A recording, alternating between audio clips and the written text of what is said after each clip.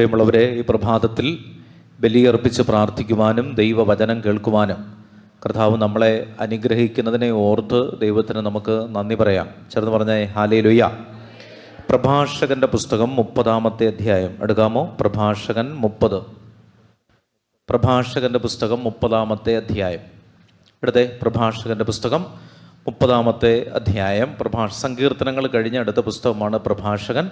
പ്രഭാഷകന്റെ പുസ്തകം 30-ാമത്തെ അധ്യായം 21 മുതലുള്ള തിരുവചനങ്ങൾ. പ്രഭാഷകൻ 30-ാം അധ്യായം 21 മുതലുള്ള തിരുവചനങ്ങൾ വായിക്കാമോ? പുറകെ വായിച്ച്, നീ അമിതമായി ദുഃഖിക്കുകയോ നിന്നെ തന്നെ മനഃപൂർവ്വം പീഡിപ്പിക്കുകയോ അരുത്. നിങ്ങൾ വചനം ഉറക്കെ വായിക്കണം, വെറുതെ വായിക്കരുത്. അങ്ങനെ വായിച്ചിട്ട് കാര്യമില്ല, ഉച്ചത്തിൽ വായിക്കണം. ദൈവം നൽകിയിരിക്കുന്ന സ്വരം, ആരോഗ്യം കർത്താവിന് വേണ്ടിയിട്ടുള്ളതാണ്. ചിലത് പറഞ്ഞേ ഹല്ലേലൂയ. അവർക്ക് പറഞ്ഞേ ഹല്ലേലൂയ. ഇപ്പോൾ വചനം പറയാതിരിക്കാൻ പിശാച് പല രീതിയിൽ നമ്മളെ പ്രകോപിപ്പിക്കും. മനസ്സിലാവുന്നുണ്ട്? വചനം പറയാതിരുന്നാൽ അതൊരു അരൂപിയാണ്, ഒരു പൈശാചിക അരൂപിയാണ്. ഇപ്പോൾ വചനം ഏറ്റുചൊല്ലുമ്പോൾ പല കെട്ടുകളും പൊട്ടും. ചേർന്ന് പറഞ്ഞേ ഹല്ലേലൂയ. അപ്പോൾ വചനം വായിച്ച്, നീ അമിതമായി ദുഃഖിക്കുകയോ നിന്നെ തന്നെ, എല്ലാവരും വായിക്കൂ, നിന്നെ തന്നെ മനഃപൂർവ്വം പീഡിപ്പിക്കുകയോ അരുത്. നമ്മളൊരു വചനം വായിക്കുമ്പോൾ ആ വചനം ജീവിതത്തിൽ സംഭവിക്കും. അതിനു വേണ്ടിയാണ് വചനം വായിപ്പിക്കുന്നത്. അല്ലാതെ ഇത് നോക്കിയാൽ എനിക്ക് കാണാൻ പറ്റും, നിങ്ങൾ വായിക്കണമെന്നില്ല. പക്ഷേ നിങ്ങളെ കൊണ്ട് വായിപ്പിക്കുന്നത് എനിക്ക് വേണ്ടിയിട്ടല്ല, നിങ്ങളുടെ ജീവിതത്തിൻ്റെ ഒരു കുരുക്കഴിയാൻ വേണ്ടിയിട്ടാണ്. ചേർന്ന് പറഞ്ഞേ ഹല്ലേലൂയ.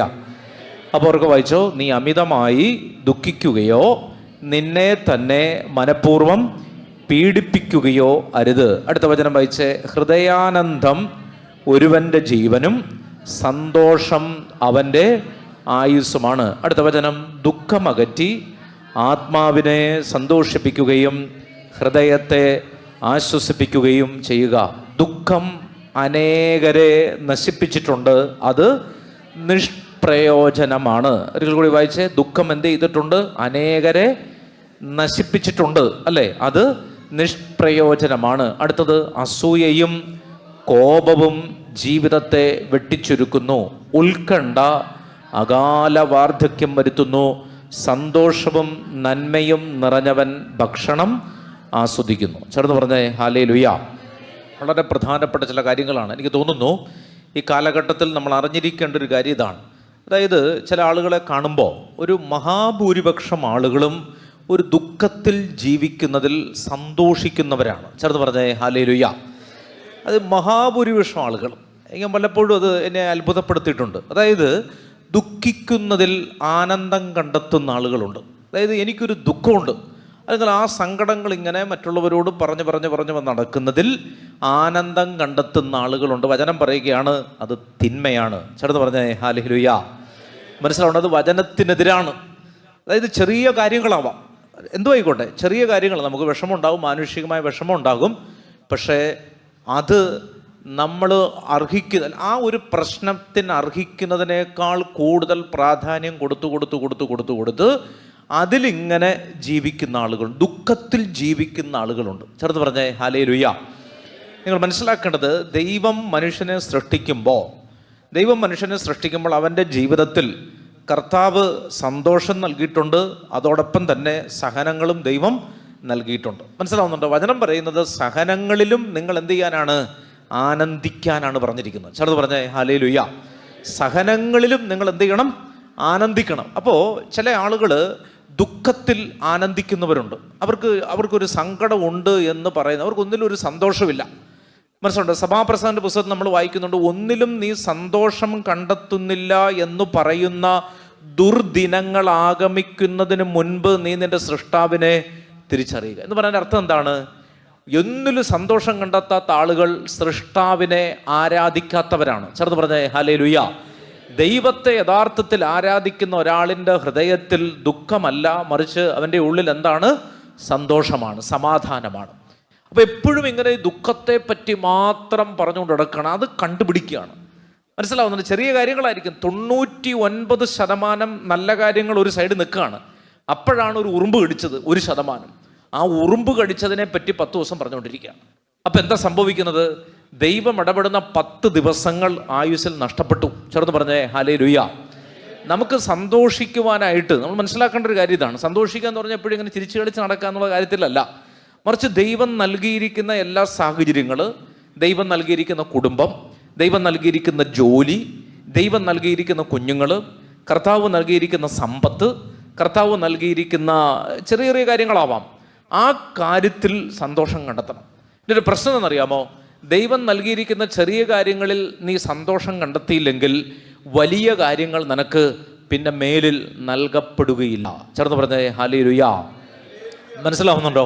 ഒരു കാലുള്ളവൻ ആ ഒരു കാലിൽ സന്തോഷിക്കുന്നില്ലെങ്കിൽ അവൻ എന്ത് നൽകപ്പെടുകയില്ല? രണ്ടാമതൊരു കാല് നൽകപ്പെടുകയില്ല. പറഞ്ഞ് മനസ്സിലാവുന്നുണ്ടോ? അതായത് വചനം പറയുന്നത് 5 താലന്ത് കിട്ടിയവൻ ആ 5-ൽ സന്തോഷിക്കുന്നില്ലെങ്കിൽ അവൻ 5 കൂടി എന്ത് ചെയ്യില്ല? ഒരിക്കലും കിട്ടുകയില്ല. 1 കിട്ടിയവൻ എന്ത് ചെയ്തു?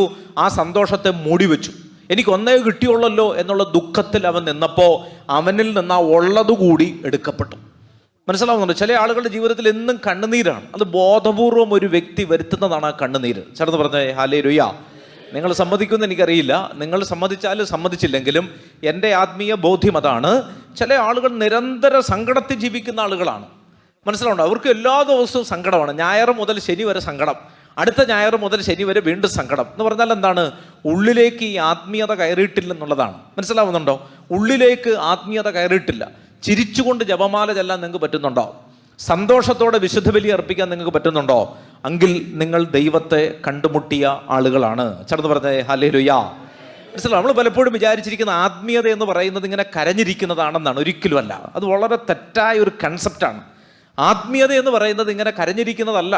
മനസ്സിലുണ്ട്, ദൈവത്തിൽ ആനന്ദിക്കുന്നതാണ്. ദാവീദ് നിങ്ങളറിയാലോ, വാഗ്ദാന പേടകം കൊണ്ടുവരുന്നു. ബലേ യൂദയ എന്ന് പറയുന്ന സ്ഥലത്ത് ഓബദ് ഏദോമിന്റെ വീട്ടിൽ വെച്ചിരുന്ന പേടകം ജെറുസലേമിലേക്ക് കൊണ്ടുവരുന്നു എന്ന് കേട്ടപ്പോൾ ദാവീദ് എന്ത് ചെയ്തു? അവൻ തന്നെ മറന്ന് അരയിലുള്ള തുണി പോയതുപോലും അവൻ അറിഞ്ഞില്ല. അവൻ കർത്താവിൻ്റെ മുമ്പിൽ നൃത്തം ചെയ്ത് അവൻ എന്ത് ചെയ്യുകയാണ്? ദൈവത്തെ മഹത്വപ്പെടുത്തുകയാണ്. ചേർന്ന് പറഞ്ഞേ ഹല്ലേലൂയ. സങ്കീർത്തനങ്ങൾ മുഴുവൻ നിങ്ങൾ വായിച്ചോ? സങ്കീർത്തനങ്ങളിൽ മുഴുവൻ നമ്മൾ കാണുന്നത് എന്താണ്?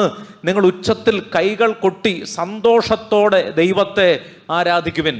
പരിശുദ്ധ അമ്മ ഈശോയെ കണ്ടുമുട്ടിയപ്പോൾ അവൾ പറഞ്ഞത് എന്താണ്? എൻ്റെ ഹൃദയം എൻ്റെ കർത്താവായ ദൈവത്തിൽ ആനന്ദിക്കുന്നു.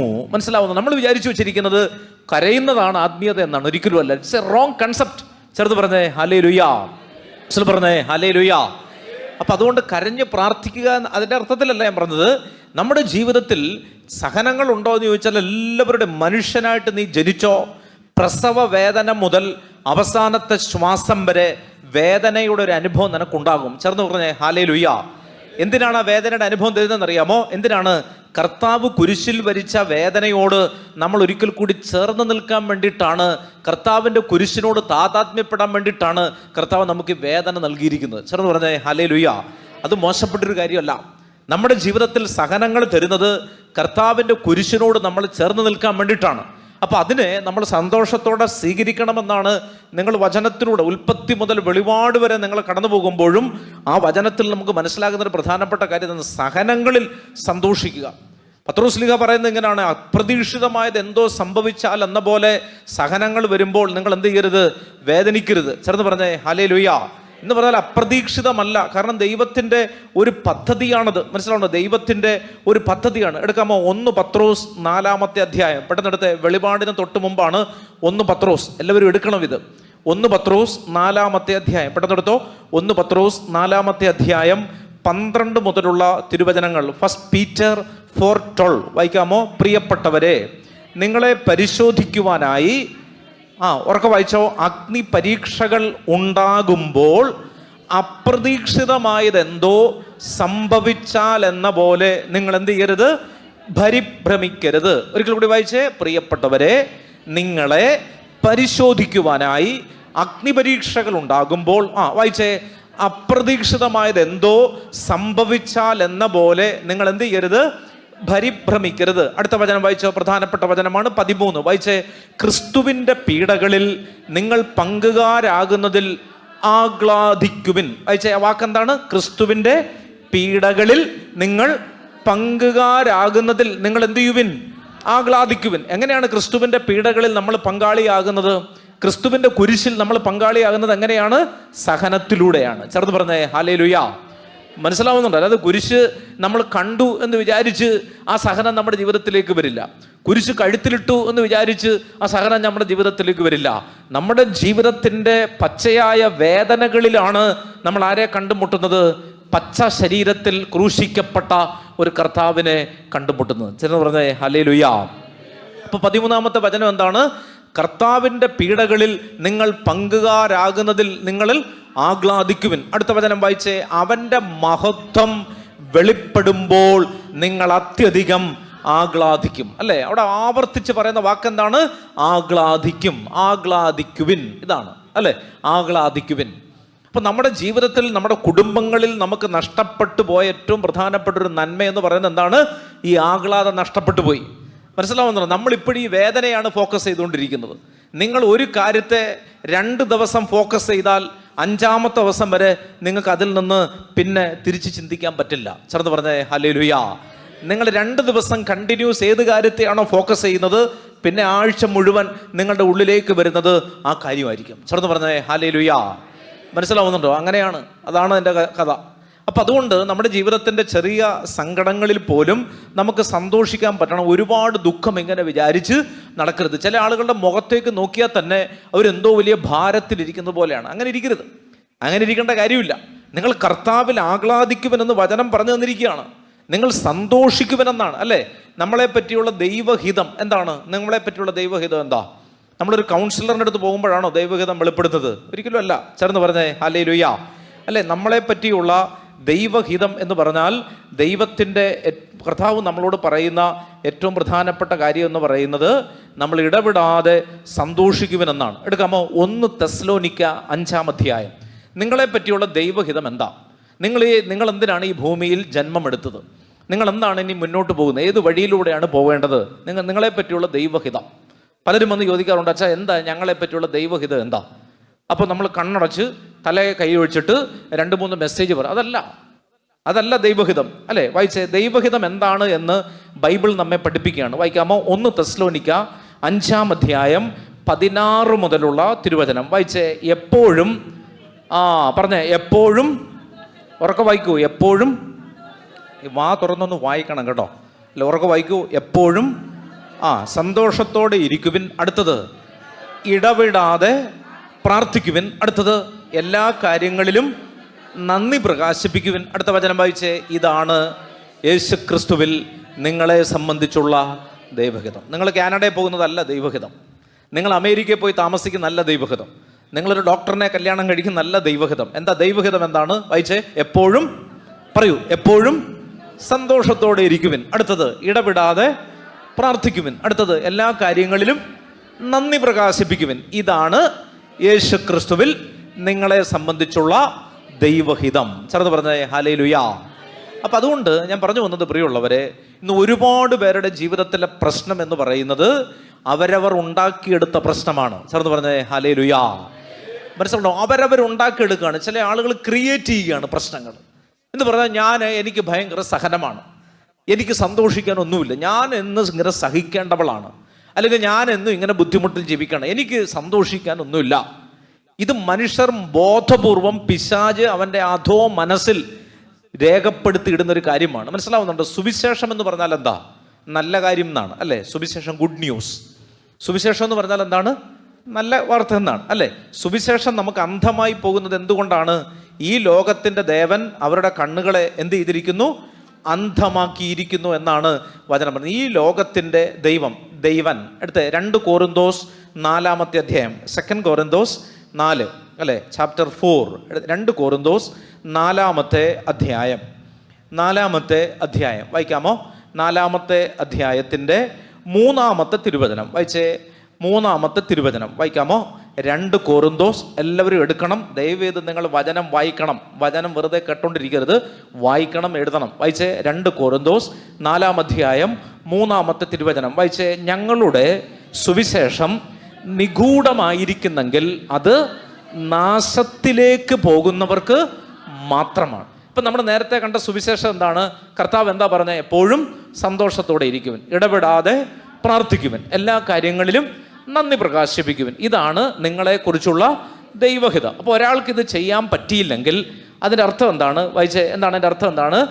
ഈ ലോകത്തിൻ്റെ ദേവൻ, വായിച്ചേ 4-ാമത്തെ വചനം, ഈ ലോകത്തിൻ്റെ ദേവൻ അവിശ്വാസികളായ അവരുടെ മനസ്സിനെ അന്ധമാക്കിയിരിക്കുന്നു. തന്നിമിത്തം ദൈവത്തിൻ്റെ പ്രതിരൂപമായ ക്രിസ്തുവിൻ്റെ മഹത്വമേറിയ സുവിശേഷത്തിൻ്റെ പ്രകാശം അവർക്ക് ദൃശ്യമല്ല. അതായത് പ്രകാശമുണ്ട്, പക്ഷെ അവരെന്ത് ചെയ്യുന്നില്ല? അത് കാണുന്നില്ല. ഇനി തൊട്ട് മേളിലത്തെ അധ്യായം 3-ാമത്തെ അധ്യായം 15-ാമത്തെ വചനം ഒന്ന് വായിച്ചേ. 3:15 വായിക്കാമോ? ഇന്നും മോശയുടെ ഗ്രന്ഥം വായിക്കുമ്പോഴെല്ലാം അവരുടെ മനസ്സിൽ ഒരു മൂടുപടം കിടക്കുന്നുണ്ട്. അതായത് ഒരു വ്യക്തിയുടെ മുഖത്ത് എന്ത് കിടക്കാണ്? മൂടുപടം കിടക്കാണ്. അതായത് ഒന്നും കാണാൻ പറ്റുന്നില്ല, ദുഃഖം മാത്രമേ ഉള്ളൂ, സന്തോഷമൊന്നും കാണാൻ പറ്റുന്നില്ല. ജീവിതം ദുഃഖമാണെന്ന് ഒരാൾ കണ്ടുകൊണ്ടിരിക്കുകയാണ്. അടുത്ത വചനം വായിച്ചേ. എന്നാൽ 16 വായിച്ചേ. എന്നാൽ ആരെങ്കിലും കർത്താവിങ്കിലേക്ക് തിരിയുമ്പോൾ ആ മൂടുപടം നീക്കപ്പെടുന്നു. ചേർന്ന് പറഞ്ഞേ ഹല്ലേലൂയ. എൻ്റെ പ്രിയപ്പെട്ടവരെ, നമ്മൾ തന്നെ ഉണ്ടാക്കിയ കെട്ടുകൾ കിടക്കുകയാണ്.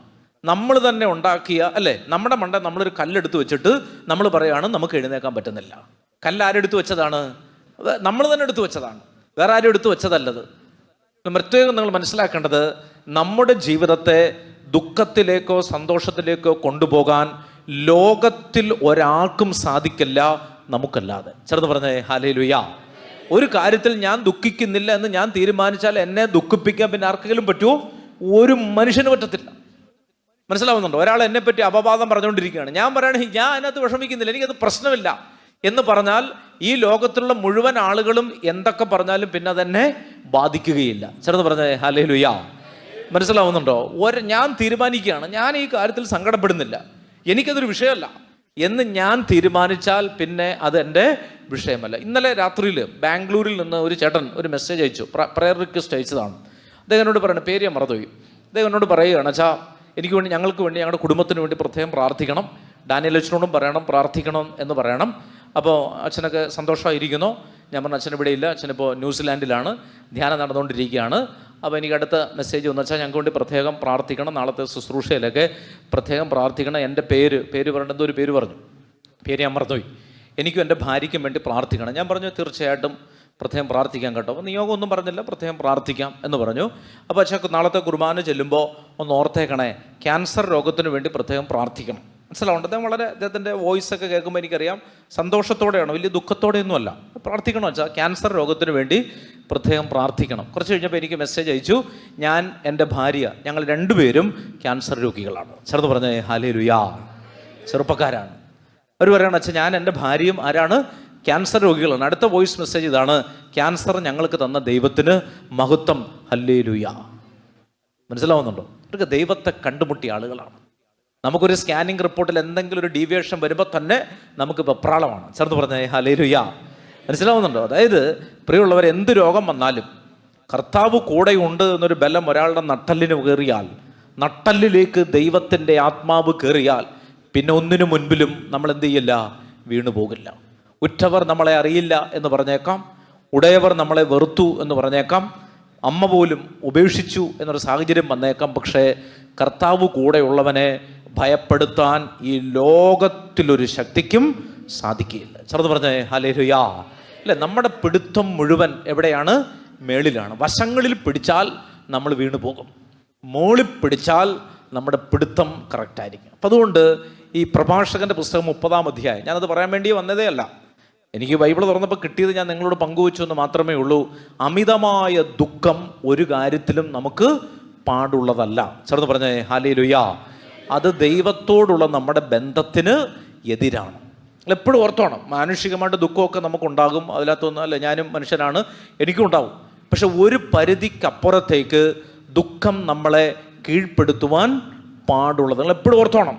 ഏത് വലിയ പ്രശ്നം വന്നാലും പ്രശ്നമല്ല നമ്മളെ ഭരിക്കേണ്ടത്, മറിച്ച് നമ്മളാണ് പ്രശ്നത്തെ ഭരിക്കേണ്ടത്. ചില ആളുകൾ ആ പ്രശ്നമാണ് അവരുടെ ജീവിതം. മനസ്സിലാവുന്നത്? എന്തോ ഒരു നല്ല ജീവിതം ദൈവം തന്നിട്ട് പറയാണ്, അതാണ് ഞങ്ങളുടെ ജീവിതം. ഈ പ്രശ്നം പറഞ്ഞ് തീരത്തില്ല.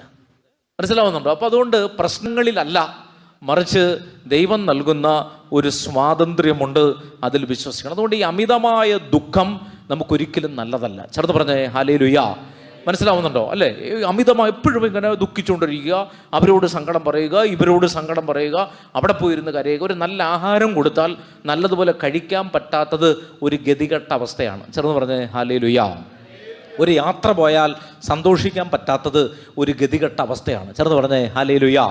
10 പേര് ഒരുമിച്ചിരിക്കുമ്പോൾ സന്തോഷിക്കാൻ നിനക്ക് പറ്റിയില്ലെങ്കിൽ അതൊരു ഗതികെട്ട അവസ്ഥയാണ്. ചെറുന്ന് പറഞ്ഞേ ഹല്ലേലൂയ. ഒരു ഇഷ്ടപ്പെട്ട ഒരാളെ കാണുമ്പോൾ ഒന്ന് സംസാരിക്കുമ്പോൾ ഹൃദയം തുറക്കാൻ പറ്റിയില്ലെങ്കിൽ അത് നമ്മുടെ പോരായ്മയാണ് എന്ന് ചിന്തിച്ചോണം. മനസ്സിലാവുന്നു? അതുകൊണ്ട് ദൈവത്തെ സ്വന്തമാക്കിയവൻ എന്ത് ചെയ്തുകൊണ്ടിരിക്കും? ആഹ്ലാദിച്ചു കൊണ്ടേയിരിക്കും. മനസ്സിലാവുന്നു? കർത്താവ് സ്വന്തമായിട്ടുള്ളവൻ അവൻ കലമാനിനെ പോലെ കുതിച്ചു ചാടുമെന്നാണ് ദൈവത്തിൻ്റെ വചനം. അതുകൊണ്ട് നിങ്ങൾ ഇന്നത്തെ ദിവസം പരിശോധിക്കണം. ഈ അകാരണമായ ദുഃഖം അതൊരു സൈക്കോളജിക്കൽ പ്രോബ്ലം കൂടിയാണ്. മനസ്സിലാവുന്നുണ്ട്? മനഃശാസ്ത്രപരമായ ഒരു പ്രശ്നം കൂടിയാണെന്ന് സൈക്കോളജിസ്റ്റ് പറയുന്നുണ്ട്. എന്ന് പറഞ്ഞാൽ എന്താ? മറ്റുള്ളവരുടെ ശ്രദ്ധ പിടിച്ചു പറ്റാനുള്ള ഒരു ശ്രമമായിട്ട്. അത് സൈക്കോളജിക്കൽ ഡീവിയേഷൻ. ചേർന്ന് പറഞ്ഞേ ഹല്ലേലൂയ. മനസ്സിലാവുന്നുണ്ട്? ഞാനിങ്ങനെ വിഷമിച്ച് നടക്കുമ്പോൾ എല്ലാവരും എന്ത് പറ്റി എന്ന് ചോദിക്കും. എന്ന് പറഞ്ഞാൽ എന്താ? മറ്റുള്ളവരുടെ അറ്റൻഷൻ സീക്കിംഗ് എന്ന് പറയും. മനസ്സിലാവുന്നുണ്ട്? അതൊരു മനോരോഗം കൂടിയാണ്. അപ്പോൾ നമ്മൾ മനോരോഗികളായിട്ട് മാറരുത്. നമ്മൾ കർത്താവിനെ ആരാധിക്കുന്നവരാണെങ്കിൽ എത്ര ദുഃഖം. ഞാൻ പറഞ്ഞല്ലേ, 2 പേര് ക്യാൻസറായിട്ടിരിക്കുകയാണ്. അവർ പറയണം, അച്ഛാ രോഗം തന്ന കർത്താവിന് മഹത്വം. അപ്പോഴാണ് ജലദോഷം പിടിച്ചവൻ ഇരുന്ന് കരഞ്ഞുകൊണ്ടിരിക്കുകയാണ്. ക്യാൻസർ പിടിച്ചവൻ ദൈവത്തെ സ്തുതിച്ചുകൊണ്ടിരിക്കുമ്പോൾ ജലദോഷം പിടിച്ചവൻ ചീറ്റിക്കൊണ്ടിരിക്കുകയാണ്. മനസ്സിലാവുന്നുണ്ടോ? അവന് സങ്കടം സഹിക്കാൻ പറ്റുന്നില്ല അല്ലേ? എല്ലാവരും പറയുന്നതാണ്, ഞാനാണ് ഈ ലോകത്തിൽ ഏറ്റവും കൂടുതൽ സഹിച്ചത്. വെറും ബ്ലണ്ടറാണത് അല്ലേ? കർത്താവാണ് ഏറ്റവും കൂടുതൽ സഹിച്ചത്. ചേർന്ന് പറഞ്ഞേ ഹല്ലേലൂയ. എല്ലാവരും പറയുന്നത് അങ്ങനെയാണ്. ഞാനാണ് കേരളത്തിൽ ഏറ്റവും കൂടുതൽ സഹിച്ചിട്ടുള്ളത്, ഞാനാണ്. അത് ശരിയാണ്, നിന്നെ കൊണ്ടാണ് ഏറ്റവും കൂടുതൽ സഹനം മറ്റുള്ളവർക്ക് ഉണ്ടായിട്ടുള്ളതെന്ന് പറഞ്ഞാൽ അത് കറക്റ്റാണ്. അല്ല, നമ്മളാണ് ഏറ്റവും കൂടുതൽ ലോകത്തിൽ സഹിച്ചതെന്ന് പറയരുത്. കർത്താവ് സഹിച്ചതിൻ്റെ പകുതി പോലും നമ്മൾ എന്ത് ചെയ്തിട്ടില്ല?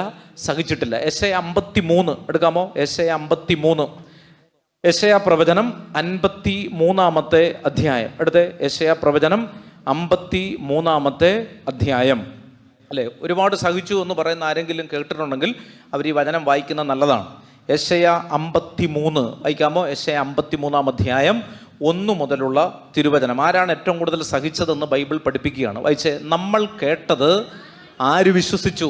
കർത്താവിൻ്റെ കരം ആർക്ക് വെളിപ്പെട്ടിട്ടുണ്ട്? അടുത്ത വായിച്ചേ. തൈച്ചെടി പോലെ വരണ്ട ഭൂമിയിൽ നിൽക്കുന്ന മുള പോലെ അവൻ അവിടുത്തെ മുൻപിൽ വളർന്നു. അല്ല, ഇത് ആരെ പറ്റിയാണ് പറയുന്നത്? യേശുവിനെ പറ്റിയുള്ള ഒരു പ്രൊഫസിയാണ്, ഒരു പ്രവചനമാണത്. വായിച്ചേ. ശ്രദ്ധാർഹമായ രൂപഭംഗിയോ ഗാംഭീര്യമോ ആകർഷകമായ സൗന്ദര്യമോ അവന് ഉണ്ടായിരുന്നില്ല. അടുത്തത്, അവൻ മനുഷ്യരാൽ നിന്ദിക്കപ്പെടുകയും ഉപേക്ഷിക്കപ്പെടുകയും ചെയ്തു. അവൻ വേദനയും ദുഃഖവും നിറഞ്ഞവനായിരുന്നു. അവനെ കണ്ടവർ മുഖം തിരിച്ചു കളഞ്ഞു. അടുത്തത്, അവൻ നിന്ദിക്കപ്പെട്ടു, നാം അവരെ ബഹുമാനിച്ചതില്ല. അടുത്തത്, നമ്മുടെ വേദനകളാണ് യഥാർത്ഥത്തിൽ അവൻ വഹിച്ചത്, നമ്മുടെ ദുഃഖങ്ങളാണ് അവൻ ചുമന്നത്. എന്നാൽ ദൈവം അവനെ പ്രഹരിക്കുകയും ശിക്ഷിക്കുകയും ദണ്ഡിപ്പിക്കുകയും ചെയ്തു എന്ന് നാം കരുതി. അടുത്തത്, നമ്മുടെ അതിക്രമങ്ങൾക്ക് വേണ്ടി അവൻ മുറിവേൽപ്പിക്കപ്പെട്ടു, നമ്മുടെ അകൃത്യങ്ങൾക്ക് വേണ്ടി ക്ഷതമേൽപ്പിക്കപ്പെട്ടു, അവൻ്റെ മേലുള്ള ശിക്ഷ നമുക്ക് രക്ഷ നൽകി. അടുത്ത വചനം വായിച്ചേ. അവൻ്റെ ക്ഷതങ്ങളാൽ നാം സൗഖ്യം പ്രാപിച്ചു. ഒരിക്കൽ കൂടി വായിച്ചേ. അവൻ്റെ ക്ഷതങ്ങളാൽ നമ്മൾ സൗഖ്യം പ്രാപിച്ചു. 7-ാമത്തെ വചനം വായിച്ചേ. 7-ാമത്തെ വചനം. അവൻ മർദ്ദിക്കപ്പെടുകയും പീഡിപ്പിക്കപ്പെടുകയും ചെയ്തു, എങ്കിലും അവൻ ഉരിയാടിയില്ല. കൊല്ലാൻ കൊണ്ടുപോകുന്ന കുഞ്ഞാടിനെ പോലെയും രോമം കത്തിരിക്കുന്നവരുടെ മുമ്പിൽ നിൽക്കുന്ന ചെമ്മരിയാടിനെ പോലെയും അവൻ മൗനം പാലിച്ചു. അല്ലേ? മർദ്ദനത്തിനും ശിക്ഷാവിധിക്കും അധീനനായി അവൻ എടുക്കപ്പെട്ടു. എൻ്റെ ജനത്തിൻ്റെ പാപം നിമിത്തമാണ് അവൻ പീഡനമേറ്റ് ജീവിക്കുന്നവരുടെ ഇടയിൽ നിന്ന് വിച്ഛേദിക്കപ്പെട്ടതെന്ന് അവൻ്റെ തലമുറയിൽ ആര് കരുതി? അവൻ ഒരു അതിക്രമവും ചെയ്തില്ല, അവൻ്റെ വായിൽ നിന്ന് വഞ്ചന പുറപ്പെട്ടുമില്ല. അടുത്ത വചനം ശ്രദ്ധിച്ചു വായിച്ചേ. എന്നിട്ടും ദുഷ്ടരുടെയും ധനികരുടെയും ഇടയിൽ അവൻ സംസ്കരിക്കപ്പെട്ടു. ഇത് യേശുവിൻ്റെ കാര്യത്തിൽ ശരിയാണോ? അവൻ ആരുടെ ഇടയിൽ സംസ്കരിക്കപ്പെട്ടു എന്നാണ് പറയുന്നത്? ദുഷ്ടരുടെയും ധനികരുടെയും. ധനികരുടെ ഇടയിലാണോ യേശു സംസ്കരിക്കപ്പെട്ടത്? യേശുവിനെ പറ്റിയുള്ളൊരു പ്രവചനമാണത്. യേശുവിൻ്റെ കല്ലറയുടെ പ്രത്യേകത എന്താണ്?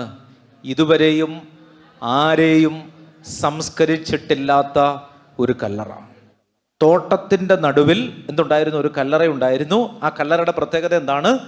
ഇതുവരെയും ആരെയും എന്ന് പറഞ്ഞാൽ ഇതുവരെയും ആരെയും സംസ്കരിക്കാത്ത ഒരു കല്ലറ സ്വന്തമായിട്ടുണ്ടായിരുന്നത് ആ നാട്ടിലെ പണക്കാർക്കായിരുന്നു. ചേർന്ന് പറഞ്ഞേ ഹല്ലേലൂയ.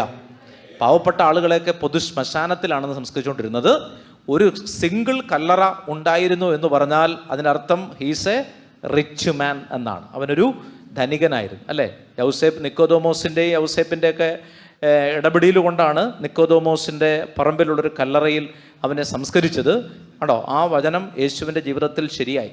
ധനികരുടെ ഇടയിൽ അവൻ സംസ്കരിക്കപ്പെട്ടു എന്ന് പറഞ്ഞാൽ ആരെയും സംസ്കരിച്ചിട്ടില്ലാത്ത ഒരു പുതിയ കല്ലറയിലാണ് ആരെ സംസ്കരിച്ചത്?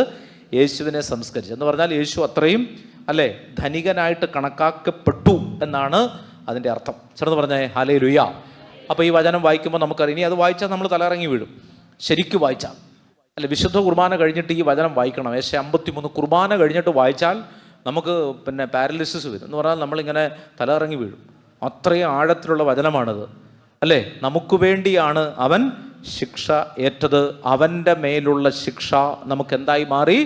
രക്ഷയായി മാറി. അപ്പം നമ്മൾ ഓൾറെഡി എന്ത് ചെയ്യപ്പെട്ടവരാണ്? ശിക്ഷിക്കപ്പെട്ടവരല്ല, മറിച്ച് നമ്മൾ രക്ഷിക്കപ്പെട്ടവരാണ്. ചേർന്ന് പറഞ്ഞേ ഹല്ലേലൂയ. അല്ലേ? നമ്മളിപ്പോഴും വിചാരിച്ചിരിക്കുന്നത് ഞാൻ ശിക്ഷിക്കപ്പെട്ടു അതുകൊണ്ടാണ് എനിക്ക് ഈ രോഗം, ഞാൻ ശിക്ഷിക്കപ്പെട്ടു അതുകൊണ്ടാണ് എനിക്ക് സാമ്പത്തിക ക്ലേശം. അല്ല, അതുകൊണ്ടല്ല. അപ്പം അതുകൊണ്ട് ഈ അമിതമായ ദുഃഖം വരുത്തി നമ്മുടെ ജീവിതത്തെ സന്തോഷങ്ങൾ, നമുക്ക് അനുവദനീയമായ സന്തോഷങ്ങളിൽ നമ്മൾ എടുക്കണം. ചേർന്ന് പറഞ്ഞേ ഹല്ലേലൂയ. എല്ലാ ദിവസവും ഉപവസിക്കരുത്, 24 ദിവസം ഉപവസിക്കരുത്. അത് ആത്മീയമായ കാര്യമല്ല. ചേർന്ന് പറഞ്ഞേ ഹല്ലേലൂയ. ഉപവസിക്കേണ്ട ദിവസങ്ങളിൽ ഉപവസിക്കണം, അല്ലേ? അന്ന് ഉപവാസം ഇന്നും അതിനെല്ലാം ആവശ്യമില്ല.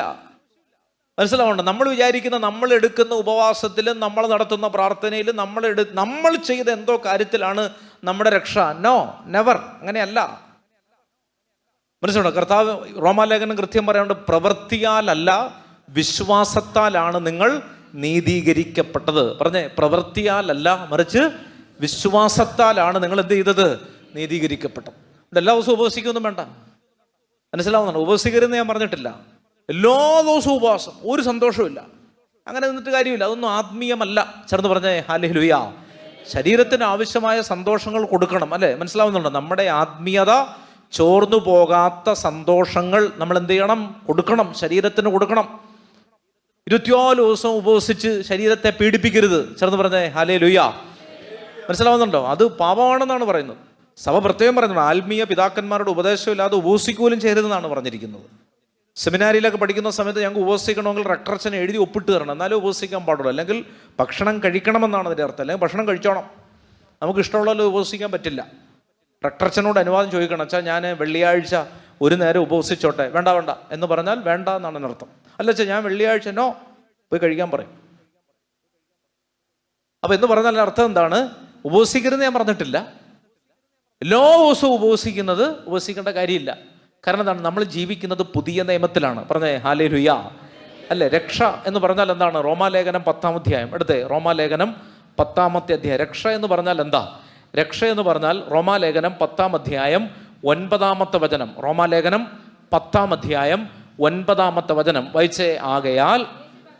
ആകയാൽ യേശു കർത്താവാണ് എന്ന് അധരങ്ങൾ കൊണ്ട് ഏറ്റുപറയും, ദൈവം അവനെ മരിച്ചവരിൽ നിന്ന് ഉയർപ്പിച്ചു എന്ന് ഹൃദയത്തിൽ നീ വിശ്വസിക്കുകയും ചെയ്താൽ നീ എന്ത് ചെയ്യും? പറയൂ. എന്നാൽ നീ എന്ത് ചെയ്യും? രക്ഷ പ്രാപിക്കും. ഒരിക്കൽ കൂടി വായിച്ചേ. നീ രക്ഷ പ്രാപിക്കുന്നത് എന്താണ്? നീ ചെയ്ത നന്മ പ്രവൃത്തികളിലാണോ? ഒരിക്കലും അല്ല. നീ കൊടുത്ത 1 കോടി രൂപയിലല്ല നീ രക്ഷിക്കപ്പെടാൻ പോകുന്നത്. നീ ചെയ്ത നന്മ പ്രവൃത്തികളിലല്ല നീ നീതീകരിക്കപ്പെടാൻ പോകുന്നത്. വായിച്ചേ 9-ാമത്തെ വചനം. ആകയാൽ യേശു കർത്താവാണെന്ന് പറയൂ. അധരങ്ങൾ കൊണ്ട് ഏറ്റുപറയുകയും ദൈവം അവനെ മരിച്ചവരിൽ നിന്ന് ഉയർപ്പിച്ചു എന്ന് ഹൃദയത്തിൽ നീ എന്ത് ചെയ്യണം? വിശ്വസിക്കുകയും ചെയ്താൽ നീ രക്ഷ പ്രാപിക്കും. യേശു കർത്താവാണ്, യേശു എൻ്റെ കൂടെ ഉണ്ട്, അവൻ ഉയർത്തെഴുന്നേറ്റു എന്ന് ഹൃദയത്തിൽ 10 തവണ പറഞ്ഞാൽ നീ രക്ഷ പ്രാപിക്കും. ചേർന്ന് പറഞ്ഞേ ഹല്ലേലൂയ. പറഞ്ഞേ ഹല്ലേലൂയ. എൻ്റെ പ്രിയമുള്ളവരെ, നമ്മുടെ നാവ് കൊണ്ട് നമ്മൾ ഏറ്റുപറയണം. അതാണ് ഈശോ പറഞ്ഞത്, ഉള്ളിലേക്ക് പോകുന്നതൊന്നും നിന്നെ അശുദ്ധനാക്കില്ല, മറിച്ച് നിന്നെ അശുദ്ധനാക്കുന്നത് എന്താണ്? ഉള്ളിൽ നിന്ന് വരുന്നതാണ്. മനസ്സിലാവണോ? നാവിലൂടെ വരുന്നതിലാണ് നിന്റെ ജീവിതം മാറുന്നത്. ചേർന്ന് പറഞ്ഞേ ഹല്ലേലൂയ.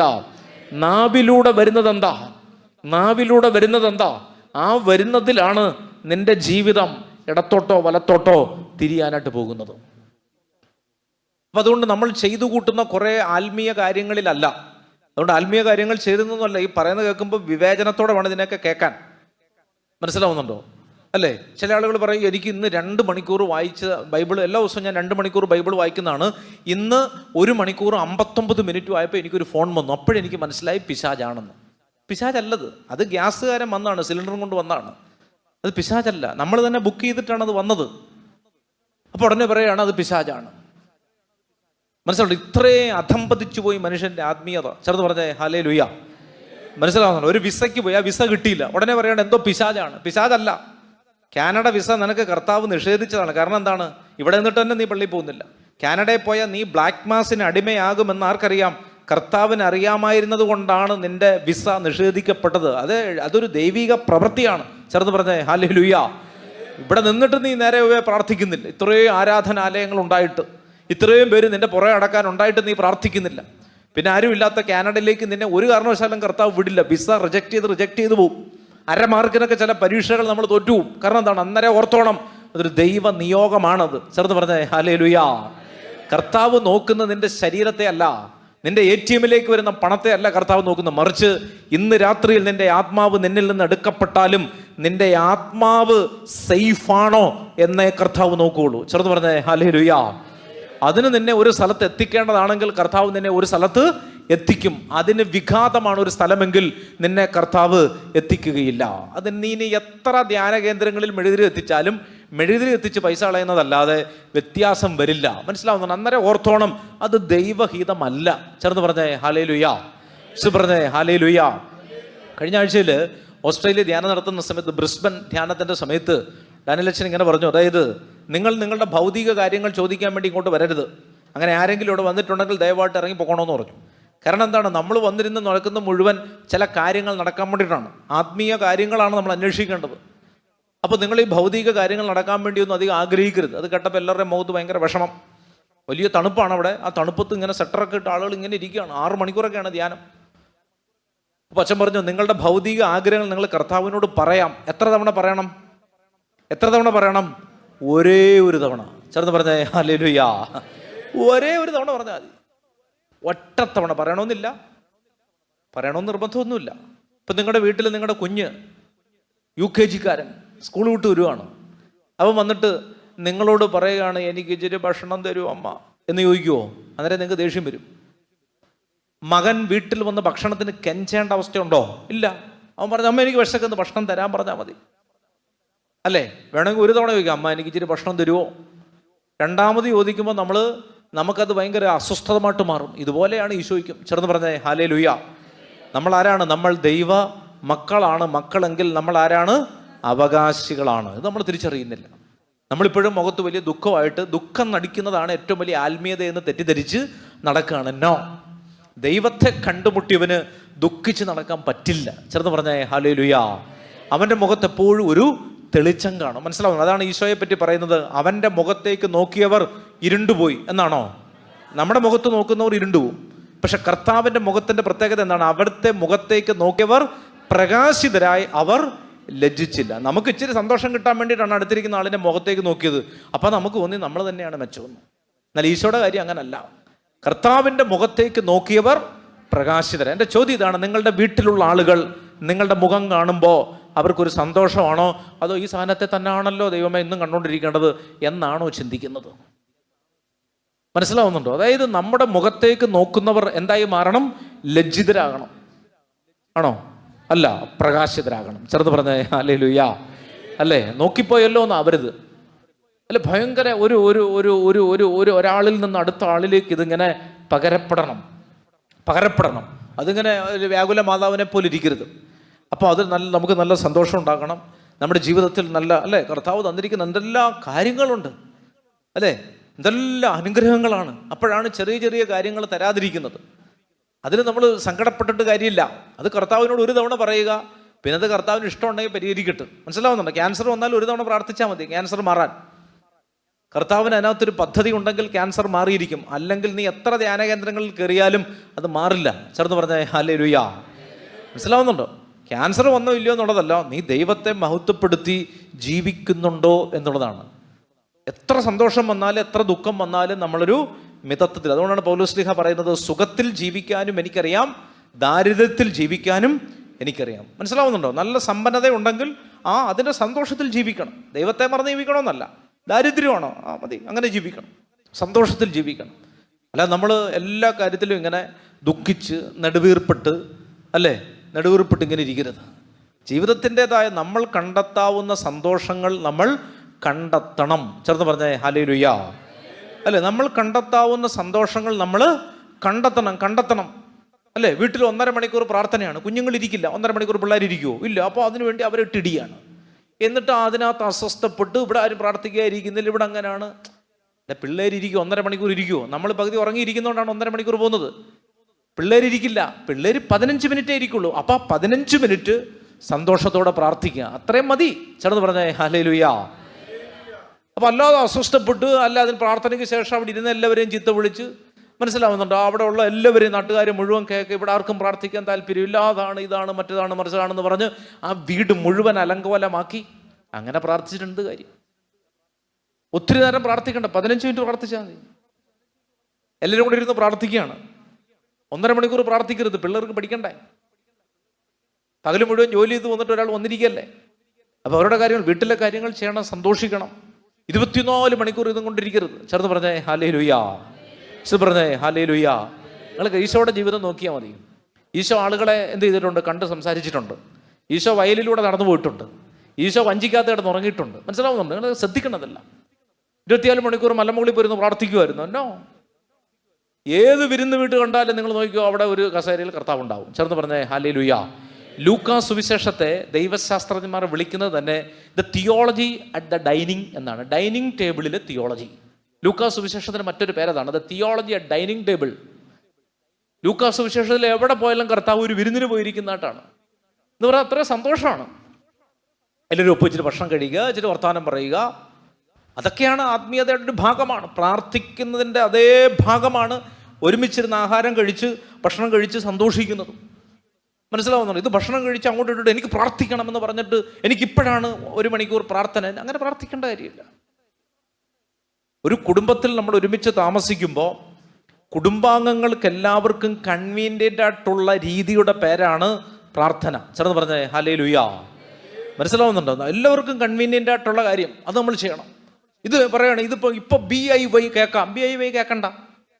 BIY കേൾക്കാനുള്ള സമയമല്ലല്ലോ. എല്ലാവരും കൂടെ ഒരുമിച്ചിരിക്കുമ്പോൾ ഒരാൾക്ക് ചിലപ്പോൾ അത് കേൾക്കാൻ താല്പര്യം ഉണ്ടാവില്ല. അയാളെ കേൾപ്പിക്കേണ്ട കാര്യമുണ്ടോ? കേൾപ്പിക്കേണ്ട കാര്യമില്ല. താല്പര്യമുള്ളവരത് കേൾക്കട്ടെ. നിർബന്ധിച്ച് ഇടിച്ച് പിഴിഞ്ഞ് പിള്ളേരെ മഴക്കുണ്ടാക്കി. നമ്മുടെ പിള്ളേരെല്ലാം ഈ പ്രാർത്ഥനയിൽ നിന്ന് അകന്നു പോയതിൻ്റെ ഒരു പ്രധാനപ്പെട്ട കാരണം ഇതാണ്.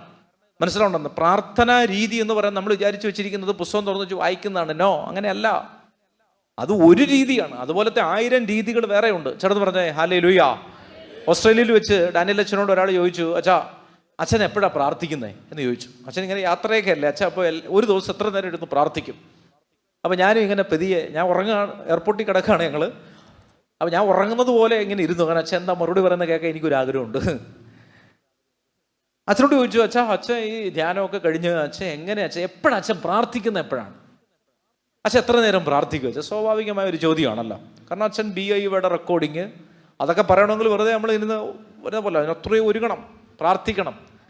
കർത്താവ് അത്ര ഇടപെട്ടാലേ ബൈബിളിൻ്റെ അർത്ഥങ്ങൾ പഠിക്കണമെങ്കിൽ അത്രയും ജ്ഞാനത്തിൻ്റെയും വെളിപാടിൻ്റെയും ആത്മാവിനെ എനിക്ക് പ്രദാനം ചെയ്യണമേ എന്ന് എഫേസ്യസ് 1-ാം അധ്യായം വായിച്ച് പ്രാർത്ഥിച്ചാലേ ബൈബിൾ വ്യാഖ്യാനിക്കാൻ പറ്റൂ. ചേർന്ന് പറഞ്ഞേ ഹല്ലേലൂയ.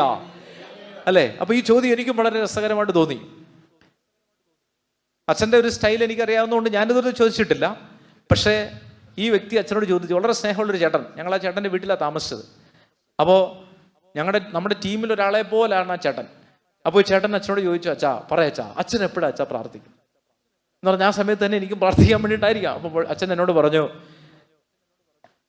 ഞാൻ അങ്ങനെ ഒരുപാട് നേരം ഇരുന്നങ്ങനെ പ്രാർത്ഥിക്കാറില്ല. അച്ഛൻ പറഞ്ഞൊരു വാക്ക് ഇതാണ്, prayer is an internal process. ചേർന്ന് പറഞ്ഞേ ഹല്ലേലൂയ.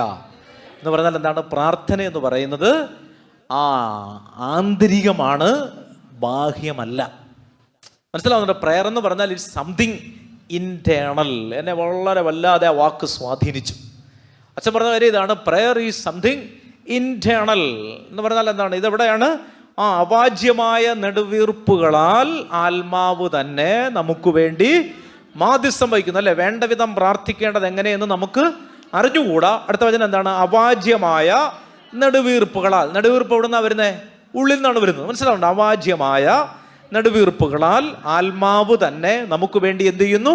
മാധ്യസ്ഥം വഹിക്കുന്നു. ആത്മാവ് പ്രാർത്ഥിച്ചുകൊണ്ടിരിക്കുകയാണ്. ചേട്ടൻ പറഞ്ഞേ ഹല്ലേലൂയ. മനസ്സിലാണ്? അപ്പോൾ ഈ ചേട്ടനോട് അച്ഛൻ പറയുകയാണ്, ഞാൻ ഈ ചേട്ടനോട് സന്തോഷത്തോടെ, എന്നിട്ട് ഈ ചേട്ടൻ്റെ കയ്യിൽ ഇങ്ങനെ പിടിച്ചിട്ട് പറയുകയാണ്, ഞാനിങ്ങനെ പിടിക്കുമ്പോൾ ഞാൻ ചേട്ടന് വേണ്ടി പ്രാർത്ഥിക്കുകയാണ്. ചേട്ടൻ പറഞ്ഞേ ഹല്ലേലൂയ. മനസ്സിലാവുന്നുണ്ടോ? ഒരുപാട് പ്രശ്നങ്ങളെ കാട്ടി ഒരുപാട് പേര് വരും. ഒരുപാട് പേര് ഒന്ന് കാണാൻ പറ്റുമോ? നമ്മളെയല്ല, ഡാനിയൽ അച്ഛനെ ഒന്ന് കാണാൻ പറ്റുമോ? അച്ഛൻ്റെ അടുത്ത് ഇതൊന്ന് അവതരിപ്പിക്കാൻ പറ്റുമോ? അച്ഛൻ ഇങ്ങനെ ഓൺ വീലിൽ ഓടിക്കൊണ്ടിരിക്കുകയാണ്. അപ്പോഴായിരിക്കും എന്തെങ്കിലും കാര്യത്തിന് ഒന്നീ മേളി വരുമ്പോഴോ അല്ലെങ്കിൽ മുറ്റത്ത് വരുമ്പോഴോ നമ്മൾ പോയി പരിചയപ്പെടുത്തും. അച്ഛാ, ഇത് ഭയങ്കര സീരിയസ് ആയിട്ടൊരു വിഷയമാണ്, അല്ലേ? നമ്മളിത്ര 1.5 മണിക്കൂർ കേട്ടൊരു വിഷയമാണ്. അച്ഛൻ ഒന്നും ചെയ്യില്ല, അച്ഛൻ ഒന്ന് പ്രാർത്ഥിക്കണമെന്ന് പറഞ്ഞിട്ടാണ് വരുന്നത്. അച്ഛൻ അവരെ ഇങ്ങനെ ചേർത്ത് ഇങ്ങനെ അങ്ങ് പിടിച്ചിട്ട് പറയും, കർത്താവ് കൂടെ വിഷമിക്കണ്ട. 1.5 മണിക്കൂർ പ്രാർത്ഥിക്കുന്നതിനേക്കാൾ വലുതാണ് പ്രെയർ ഈസ് സംതിങ് ഇൻറ്റേർണൽ. ചേർന്ന് പറഞ്ഞേ ഹല്ലേലൂയ. മനസ്സിലാവുണ്ട്? ഈ സ്നേഹമില്ലാതെ നമ്മൾ എത്ര മണിക്കൂർ ഇരുന്ന് പ്രാർത്ഥിച്ചാലും ആ പ്രാർത്ഥന ദൈവം കേൾക്കുകയില്ല. അയലത്തുകാരോട് മിണ്ടിയിട്ട് 12 വർഷമായി. മനസ്സിലാവുണ്ട്? മരിച്ചുപോയ അപ്പന് വേണ്ടി ഒരു വിശുദ്ധ കുർബാന അർപ്പിച്ചിട്ട് 21 വർഷമായി. രാവിലെ തൊട്ട് വൈകുന്നേരം വരെ നിന്ന് പ്രാർത്ഥനയാണ്. നത്തിങ്. ഒന്നും സംഭവിക്കില്ല. ഒരു മാറ്റവും നിന്റെ ജീവിതത്തിലോ തലമുറയിലോ ഉണ്ടാവില്ല. പ്രാർത്ഥന എന്ന് പറയുന്നത് എന്താണ്? ആന്തരികമാണ്. അതാണ് കർത്താവ് പറഞ്ഞത്, ഒരു ഗ്ലാസ് വെള്ളമെങ്കിലും സ്നേഹത്തോടെ കൊടുക്കുന്നവന് പ്രതിഫലം ലഭിക്കാതെ പോവുകയില്ല. പ്രാർത്ഥനയാണത്. മനസ്സിലാവുന്നുണ്ടോ? അത്രയും വലിയ പ്രശ്നത്തിൽ വന്ന ആളുകൾ, മനസ്സിലാവുന്നുണ്ടോ? അച്ഛൻ ഇങ്ങനെ ചേർത്ത് പിടിച്ചിട്ട് പറയും, കർത്താവ് അനുഗ്രഹിക്കും, ഒന്നും പേടിക്കണ്ട. മനസ്സിലാവുന്നുണ്ടോ? 1.5 മണിക്കൂർ പ്രാർത്ഥിച്ചതിന് തുല്യമാണ്. അവരൊക്കെ രോഗസൗഖ്യത്തോടെ ഇവിടെ വരുന്നത് പല സമയത്ത് ഞാൻ കണ്ടിട്ടുണ്ട്. ഞാൻ തന്നെ അന്തം വിട്ടിട്ടുണ്ട്. അയ്യോ, ഇതങ്ങനെ സംഭവിക്കുന്നത്. അതായത് അച്ഛൻ ഒന്നും ചെയ്തിട്ടില്ല. ചാർക്ക് കൊണ്ട് ഇപ്പോൾ തൊട്ട് വിടത്തേ ഉള്ളൂ. നിങ്ങൾക്കറിയാമല്ലോ, 4000 പേരുണ്ടെങ്കിലും തൊട്ട് കുരിശു വരച്ച് വിടത്തേ ഉള്ളൂ. എല്ലായിടത്തും വലിയ കൺവെൻഷനൊക്കെ നടക്കുമ്പോൾ നമുക്ക് എല്ലാവരെയും കണ്ടെന്നും പ്രാർത്ഥിക്കാൻ പറ്റും. ഇങ്ങനെ ലൈനായിട്ട് വരുന്നു, തൊട്ട് കുരിശു വരച്ച് വിടുന്നു. പക്ഷേ ആ വെക്കുന്ന അതുണ്ടല്ലോ, അതൊരു പ്രാർത്ഥനയാണ്. കാരണം എന്താണ്? അത് വെക്കാൻ വേണ്ടി വെക്കുകയല്ല, സ്നേഹത്തോടെ ഒന്ന് കൈ തൊടുകയാണ്. മനസ്സിലാവും? ഒരു പൗരോഹിത്യ ആശീർവാദം സ്നേഹത്തോടെ ഒന്ന് തൊടുമ്പോൾ അതിനകത്ത് ആര് പ്രവർത്തിക്കും? കർത്താവ് പ്രവർത്തിക്കും. ഇത് ഡാനിയൽ അച്ഛൻ്റെ ജീവിതത്തിൽ മാത്രമല്ല, നമ്മുടെ എല്ലാവരുടെയും ജീവിതത്തിൽ ഇത് സംഭവിക്കും. സ്നേഹമില്ലാത്ത പ്രാർത്ഥനകളൊന്നും കർത്താവ് സ്വീകരിക്കില്ല. ചേർന്ന് പറഞ്ഞേ ഹല്ലേലൂയ. മനസ്സിലാവുന്നുണ്ട്? സ്നേഹമില്ലാതെ ഒരു സന്തോഷം പ്രാർത്ഥിക്കുന്നത്, അതൊരു സന്തോഷമില്ല. മനസ്സിലാവുന്നുണ്ട്? കരയണം. അത്യാവശ്യം നമുക്ക് കരഞ്ഞൊക്കെ പ്രാർത്ഥിക്കണം. 24 മണിക്കൂറും കരഞ്ഞുകൊണ്ടിരുന്നാൽ നിങ്ങളതിനെ ആലോചിച്ച് ചോദിക്കും, നിങ്ങളുടെ മുമ്പിൽ ഒരാൾ വന്നിരുന്ന് 24 മണിക്കൂറും കരഞ്ഞുകൊണ്ടിരിക്കുകയാണ്, ഒരു കാര്യം പറയാൻ നിങ്ങൾക്ക് ഇഷ്ടപ്പെടുവോ? പറയും, നിങ്ങൾക്ക് ഇഷ്ടപ്പെടുവോ? ഞാനാണെങ്കിൽ അന്നേരം ഇറങ്ങി, ഞാൻ ഒരാളെ ഇറക്കി വിടും, അല്ലെ ഞാൻ ഇറങ്ങിപ്പോവും. എനിക്ക് പറ്റത്തില്ല. കുറേയൊക്കെ കാണുമ്പോൾ നമുക്കൊരു രസം തോന്നും, അല്ലേ? അയ്യോ, കുറച്ച് കഴിയുമ്പോൾ അങ്ങനെ ഇറങ്ങി പോകുന്നില്ലല്ലോ എന്നൊരു ദേഷ്യം വരും. ഇതുപോലെയാണ് കർത്താവിൻ്റെ കാര്യത്തിലും. ചേർന്ന് പറഞ്ഞേ ഹല്ലേലൂയ. അല്ലേ? ഈശോയെ പറ്റി പറഞ്ഞ എന്താണ്? അല്ലേ? പാപമൊഴികെ എല്ലാ കാര്യത്തിലും നിങ്ങളെപ്പോലെ തന്നെ പരീക്ഷിക്കപ്പെട്ടവനാണവൻ. ചേർന്ന് പറഞ്ഞേ ഹല്ലേലൂയ. ഒരാൾ 24 മണിക്കൂറും കരഞ്ഞുകൊണ്ട് വന്നിരിക്കുകയാണ്. നിങ്ങൾ ജോലിക്ക് എടുത്തിരിക്കുന്ന ഒരാൾ, നിങ്ങളുടെ വീട്ടിൽ ജോലി ചെയ്യുന്ന ഒരാൾ എന്ന് വിചാരിക്കുക, അല്ലേ? ചില സങ്കടങ്ങളൊക്കെ പറയുമ്പോൾ നമുക്ക് അതിനകത്ത് 24 മണിക്കൂർ രാവിലെ വന്ന ഉടനെ കരഞ്ഞുകൊണ്ട് ചായ ഇടുന്നു, അല്ലേ? കരഞ്ഞുകൊണ്ട് കഞ്ഞി വെക്കുന്നതുകൊണ്ട് പിന്നെ ഉപ്പിടേണ്ട കാര്യമില്ല. അങ്ങനെ ഒരു ഭാരമുണ്ട്. പിന്നെ കരഞ്ഞുകൊണ്ട് പാത്രം കഴുകുന്നു, വൈകുന്നേരം കരഞ്ഞുകൊണ്ട് പോകുന്നു, പിന്നെ പോകുമ്പോൾ കരഞ്ഞുകൊണ്ട് പോകുന്നു. നിങ്ങൾ എത്ര നേരം അവരെ ഉൾക്കൊള്ളും? മനസ്സിലുണ്ടോ? നമുക്ക് ഒരു വല്ലാത്ത ഇറിറ്റേഷൻ തോന്നും. Same for the Lord. ചേർന്ന് പറഞ്ഞേ ഹല്ലേലൂയ. അത് തന്നെയാണ്. നിങ്ങൾക്ക് ഇഷ്ടമുണ്ടെങ്കിൽ ഇത് അക്സെപ്റ്റ് ചെയ്താൽ മതി കേട്ടോ. ഇതെൻ്റെ രീതിയാണ്. ഞാനിങ്ങനെയൊക്കെയാണ് കാണുന്നത്. കാരണം ഞാൻ എന്നെപ്പോലെയാണ് കർത്താവിനെ കാണുന്നത്. ചേർന്ന് പറഞ്ഞ ഹല്ലേലൂയ. അതുകൊണ്ട് അങ്ങനെ എനിക്ക് കാണാൻ പറ്റും, അല്ലേ? നമ്മിൽ ഒരുവൻ, അല്ലേ? യോഹന്നാൻ 1:26 പറയുന്നതാണ്, നിങ്ങൾ അറിയാത്തൊരുവൻ നിങ്ങളുടെ മധ്യേ നിൽപ്പുണ്ടെന്നല്ലേ വചനം പറയാം. നിങ്ങളുടെ ഇമ്മാനുവൽ എന്ന് പറയാൻ അർത്ഥം എന്താണ്? ദൈവം ബംഗ്ലാദേശിൽ ആണോ? അല്ല, ദൈവം നമ്മോട് കൂടെ. നമ്മോട് കൂടെ എന്നല്ല, ഇമ്മാനുവൽ എന്ന് പറഞ്ഞ വാക്കിൻ്റെ അർത്ഥം എന്താണ്? ദൈവം. പുതിയ നിയമത്തിലെ ദൈവം ആരാണ്? ഇമ്മാനുവലാണ്. ദൈവം ആരാണ്? ദൈവം നമ്മോടുകൂടെ. അപ്പോൾ നമ്മൾ ഒരാളോട് ചെയ്യാൻ പാടില്ലാത്തതൊന്നും നമ്മൾ ദൈവത്തോടും ചെയ്യരുത്. നമുക്ക് ഇഷ്ടമല്ലാത്തൊരു കാര്യം നമ്മൾ ദൈവത്തോടും ചെയ്യരുത്. 24 മണിക്കൂർ ഒരാൾ വന്ന് നിങ്ങളോട് ഇങ്ങനെ പരാതി പറഞ്ഞുകൊണ്ടിരുന്നാൽ നിങ്ങൾക്ക് ഇഷ്ടപ്പെടുവോ? നിങ്ങൾ ഇഷ്ടപ്പെടുവോ? നിങ്ങൾക്ക് ഇഷ്ടപ്പെടുമോ എനിക്കറിയത്തില്ല, എനിക്ക് ഇഷ്ടപ്പെടത്തില്ല. എല്ലാ ദിവസവും വന്ന് ഈ ദുരിതം പറഞ്ഞുകൊണ്ടിരുന്നാൽ നമുക്ക് ഇഷ്ടപ്പെടുവോ? നമുക്ക് ഇഷ്ടപ്പെടുന്ന ഒരു നന്മയില്ലേ? അതില്ല, ഇതില്ല, മറ്റേതില്ല, മറിച്ചതില്ല. അങ്ങനെ 24 അല്ലേ? നമ്മുടെ വീടുകളിലെ പ്രധാനപ്പെട്ട വഴക്ക് തന്നെ ഇതല്ലേ കാര്യം? ഇല്ല ഇല്ല എന്ന് പറയുന്നല്ലേ.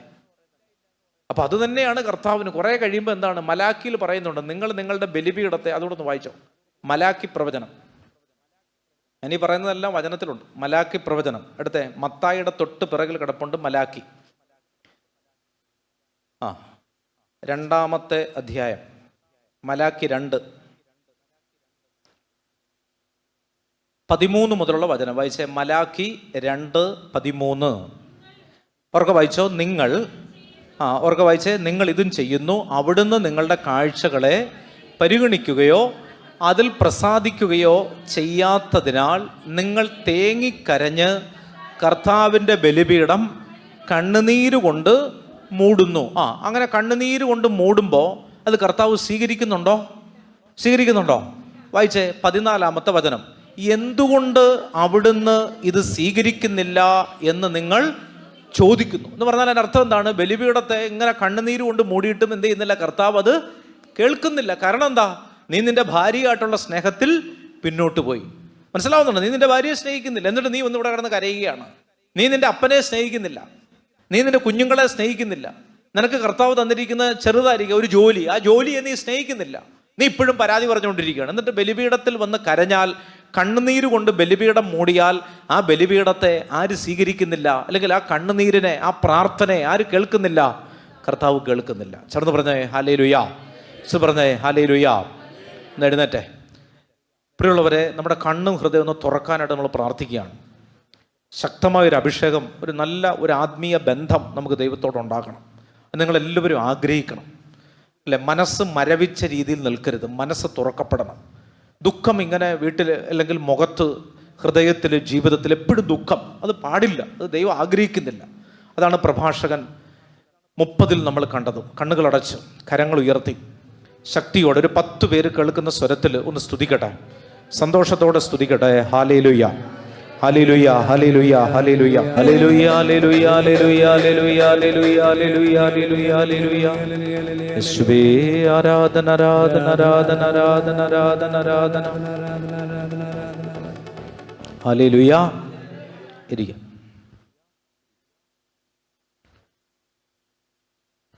ഇപ്പം നമ്മൾ പ്രഭാഷകന്റെ പുസ്തകത്തിൽ കണ്ടത് എന്താണ്? അന്യായമായ ദുഃഖം പാടില്ല അല്ലേ? അമിതമായ ഉത്കണ്ഠ പാടില്ല അല്ലേ? അത് അകാല വാർദ്ധക്യത്തിലേക്ക് നിന്നെ കൊണ്ടെത്തിക്കും എന്ന് പറഞ്ഞാൽ നിൻ്റെ ആയുസ് നിനക്ക് നഷ്ടപ്പെടും എന്ന് പറഞ്ഞാൽ നീ പെട്ടെന്ന് മരിക്കുന്നുള്ള അർത്ഥത്തിലല്ല. ജീവിച്ചിരിക്കുന്ന സമയത്ത് 10 ദിവസമേ ജീവിച്ചുള്ളെങ്കിലും എന്ത് ചെയ്യണം? സന്തോഷത്തോടെ ജീവിക്കാനായിട്ട്. അതാണ് നമ്മെ കുറിച്ചുള്ള ദൈവത്തിൻ്റെ പദ്ധതി. ചേർന്ന് പറഞ്ഞേ ഹല്ലേലൂയ. റോമാലേഖനം എടുക്കാമോ? റോമാലേഖനം 15-ാമത്തെ അധ്യായം. അടുത്ത റോമാലേഖനം 15-ാമത്തെ അധ്യായം ഒരു പ്രാർത്ഥനയാണ്. ആ പ്രാർത്ഥന ഒന്ന് പഠിക്കുന്നത് നല്ലതാണ്. റോമാലേഖനം 15-ാമത്തെ അധ്യായം. റോമാലേഖനം 15-ാമത്തെ അധ്യായം 9 മുതലുള്ള തിരുവചനം. പൗലോസ് ലീഹ റോമാക്കാരോട് പറയുകയാണ്. 9 മുതലുള്ള തിരുവചനം. റോമാലേഖനം 15-ാം അധ്യായം 9 മുതലുള്ള തിരുവചനങ്ങൾ വായിച്ചേ. കൂടാതെ ദൈവകാരുണ്യത്തെക്കുറിച്ച് വിജാതിയർ അവിടുത്തെ പ്രകീർത്തിക്കാൻ ഇടയാവുകയും ചെയ്തു. അടുത്തത് മുതൽ വായിച്ചേ. ഇങ്ങനെ എഴുതപ്പെട്ടിരിക്കുന്നു, ആകയാൽ വിജാതിയരുടെ ഇടയിൽ ഞാൻ അങ്ങേ സ്തുതിക്കും, അങ്ങയുടെ നാമത്തിന് ഞാൻ കീർത്തനം പാടും. മാത്രമല്ല വിജാതിയരെ, നിങ്ങൾ അവിടുത്തെ ജനത്തോടൊത്ത് ആനന്ദിക്കുവിൻ എന്ന് പറയപ്പെട്ടിരിക്കുന്നു. സമസ്ത വിജാതിയരെ കർത്താവിനെ സ്തുതിക്കുവിൻ, സമസ്ത ജനങ്ങളും അവിടുത്തെ സ്തുതിക്കട്ടെ എന്ന് മറ്റൊരിടത്തും പറഞ്ഞിരിക്കുന്നു. 13-ാമത്തെ വചനം. പ്രത്യാശയുടെ ദൈവം നിങ്ങളുടെ വിശ്വാസത്താൽ സകല സന്തോഷവും സമാധാനവും കൊണ്ട് നിങ്ങളെ നിറയ്ക്കട്ടെ. അങ്ങനെ പരിശുദ്ധാത്മാവിൻ്റെ ശക്തിയാൽ നിങ്ങൾ പ്രത്യാശയിൽ സമൃദ്ധി പ്രാപിക്കുകയും ചെയ്യട്ടെ. ചേർന്ന് പറഞ്ഞേ ഹല്ലേലൂയ. അവിടെ ഒരു വചനം എഴുതപ്പെട്ടിരിക്കുകയാണ്.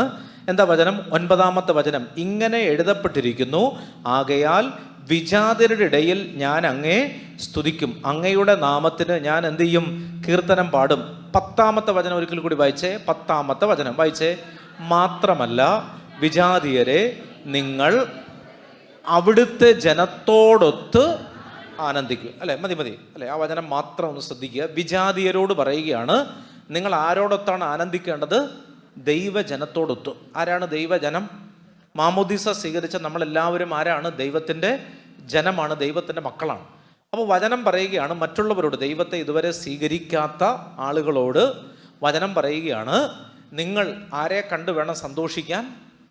പറയൂ, ആരെ കണ്ടു വേണം സന്തോഷിക്കാൻ? ദൈവ മക്കളെ കണ്ടു വേണം നിങ്ങൾ എന്ത് ചെയ്യാൻ? സന്തോഷിക്കാൻ. എന്ന് പറഞ്ഞാൽ അത് നമ്മുടെ കാലഘട്ടത്തിലേക്ക് നമ്മൾ മാറ്റി പറഞ്ഞാൽ എങ്ങനെ പറയാൻ പറ്റും? ക്രിസ്ത്യാനികളെ കണ്ടിട്ട് വേണം മറ്റുള്ളവർ എന്ത് ചെയ്യാൻ? സന്തോഷിക്കാൻ. അതാണ് ദൈവ പദ്ധതി. ഇവിടെ ക്രിസ്ത്യാനികളാണ് ഏറ്റവും വലിയ ദുഃഖിതർ. മനസ്സിലുണ്ട്? അവരെ ആശ്വസിപ്പിക്കാൻ നടക്കുകയാണ് മറ്റുള്ളവർ. അതുകൊണ്ടാണ് റോമാലേഖനത്തിൽ വീണ്ടും ഇങ്ങനെ പറയുന്നുണ്ട്, നിങ്ങൾ നിമിത്തം എൻ്റെ നാമം വിജാതിരുടെ ഇടയിൽ ദുഷിക്കപ്പെട്ടു. എടുക്കാമോ? റോമാലേഖനം 2:24. റോമാലേഖനം 2-ാം അധ്യായം 24-ാമത്തെ വചനം വായിച്ചേ.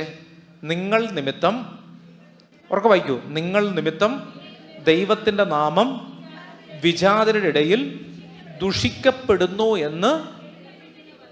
അതായത് നമ്മൾ സന്തോഷത്തോടെ ജീവിക്കുന്നത് കണ്ടാൽ തന്നെ എന്ത് ചെയ്യും?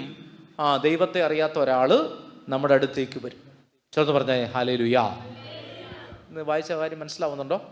റോമ 15 നമ്മൾ കണ്ടത് എന്താണ്? വിജാതിയരോട് പറയുകയാണ്, നിങ്ങൾ ആരോടൊത്ത് ആനന്ദിക്കുവിൻ? ദൈവ മക്കളോടൊത്ത് നിങ്ങൾ എന്ത് ചെയ്യുവിൻ? അപ്പോൾ പൗലോസ്ലീഹ വിചാരിക്കുന്നത് എന്താ? ദൈവ മക്കൾ എല്ലാവരും വലിയ ആനന്ദത്തിലാണെന്നാണ്. കാരണം അവരുടെ കൂടെ ആരുണ്ട്? ദൈവമുണ്ട്. ദൈവം കൂടെ ഉള്ളവൻ വിഷമിക്കേണ്ട കാര്യമില്ലല്ലോ. ദൈവം കൂടെ ഉള്ളവൻ ആനന്ദിക്കും. അപ്പോൾ പൗലോസ്ലീഹ പറയുകയാണ്, എന്ത് ചെയ്യണം? വിജാതീയരായിട്ടുള്ള ആളുകളോട്, എന്ന് പറഞ്ഞാൽ യേശുവിനെ അറിഞ്ഞിട്ടില്ലാത്ത ആളുകളോട്, യേശുവിനെ രക്ഷകന് നാഥനുമായി സ്വീകരിച്ചിട്ടില്ലാത്തവരോട് ഒരു ക്ലാസ് എടുക്കുമ്പോൾ പൗലോസ്ലീഹ പറയുകയാണ്, നിങ്ങൾ എന്ത് ചെയ്യുവിൻ? നിങ്ങൾ ആരെ നോക്കി പഠിക്കുവിൻ? ദൈവ മക്കളെ നോക്കി പഠിക്കുവിൻ. അപ്പോഴാണ് വിജാതീയരായിട്ടുള്ള ആളുകളെല്ലാം ദൈവമക്കളെ നോക്കിയപ്പോൾ ദൈവമക്കളെല്ലാവരും ഇങ്ങനെ ഇരിക്കുക.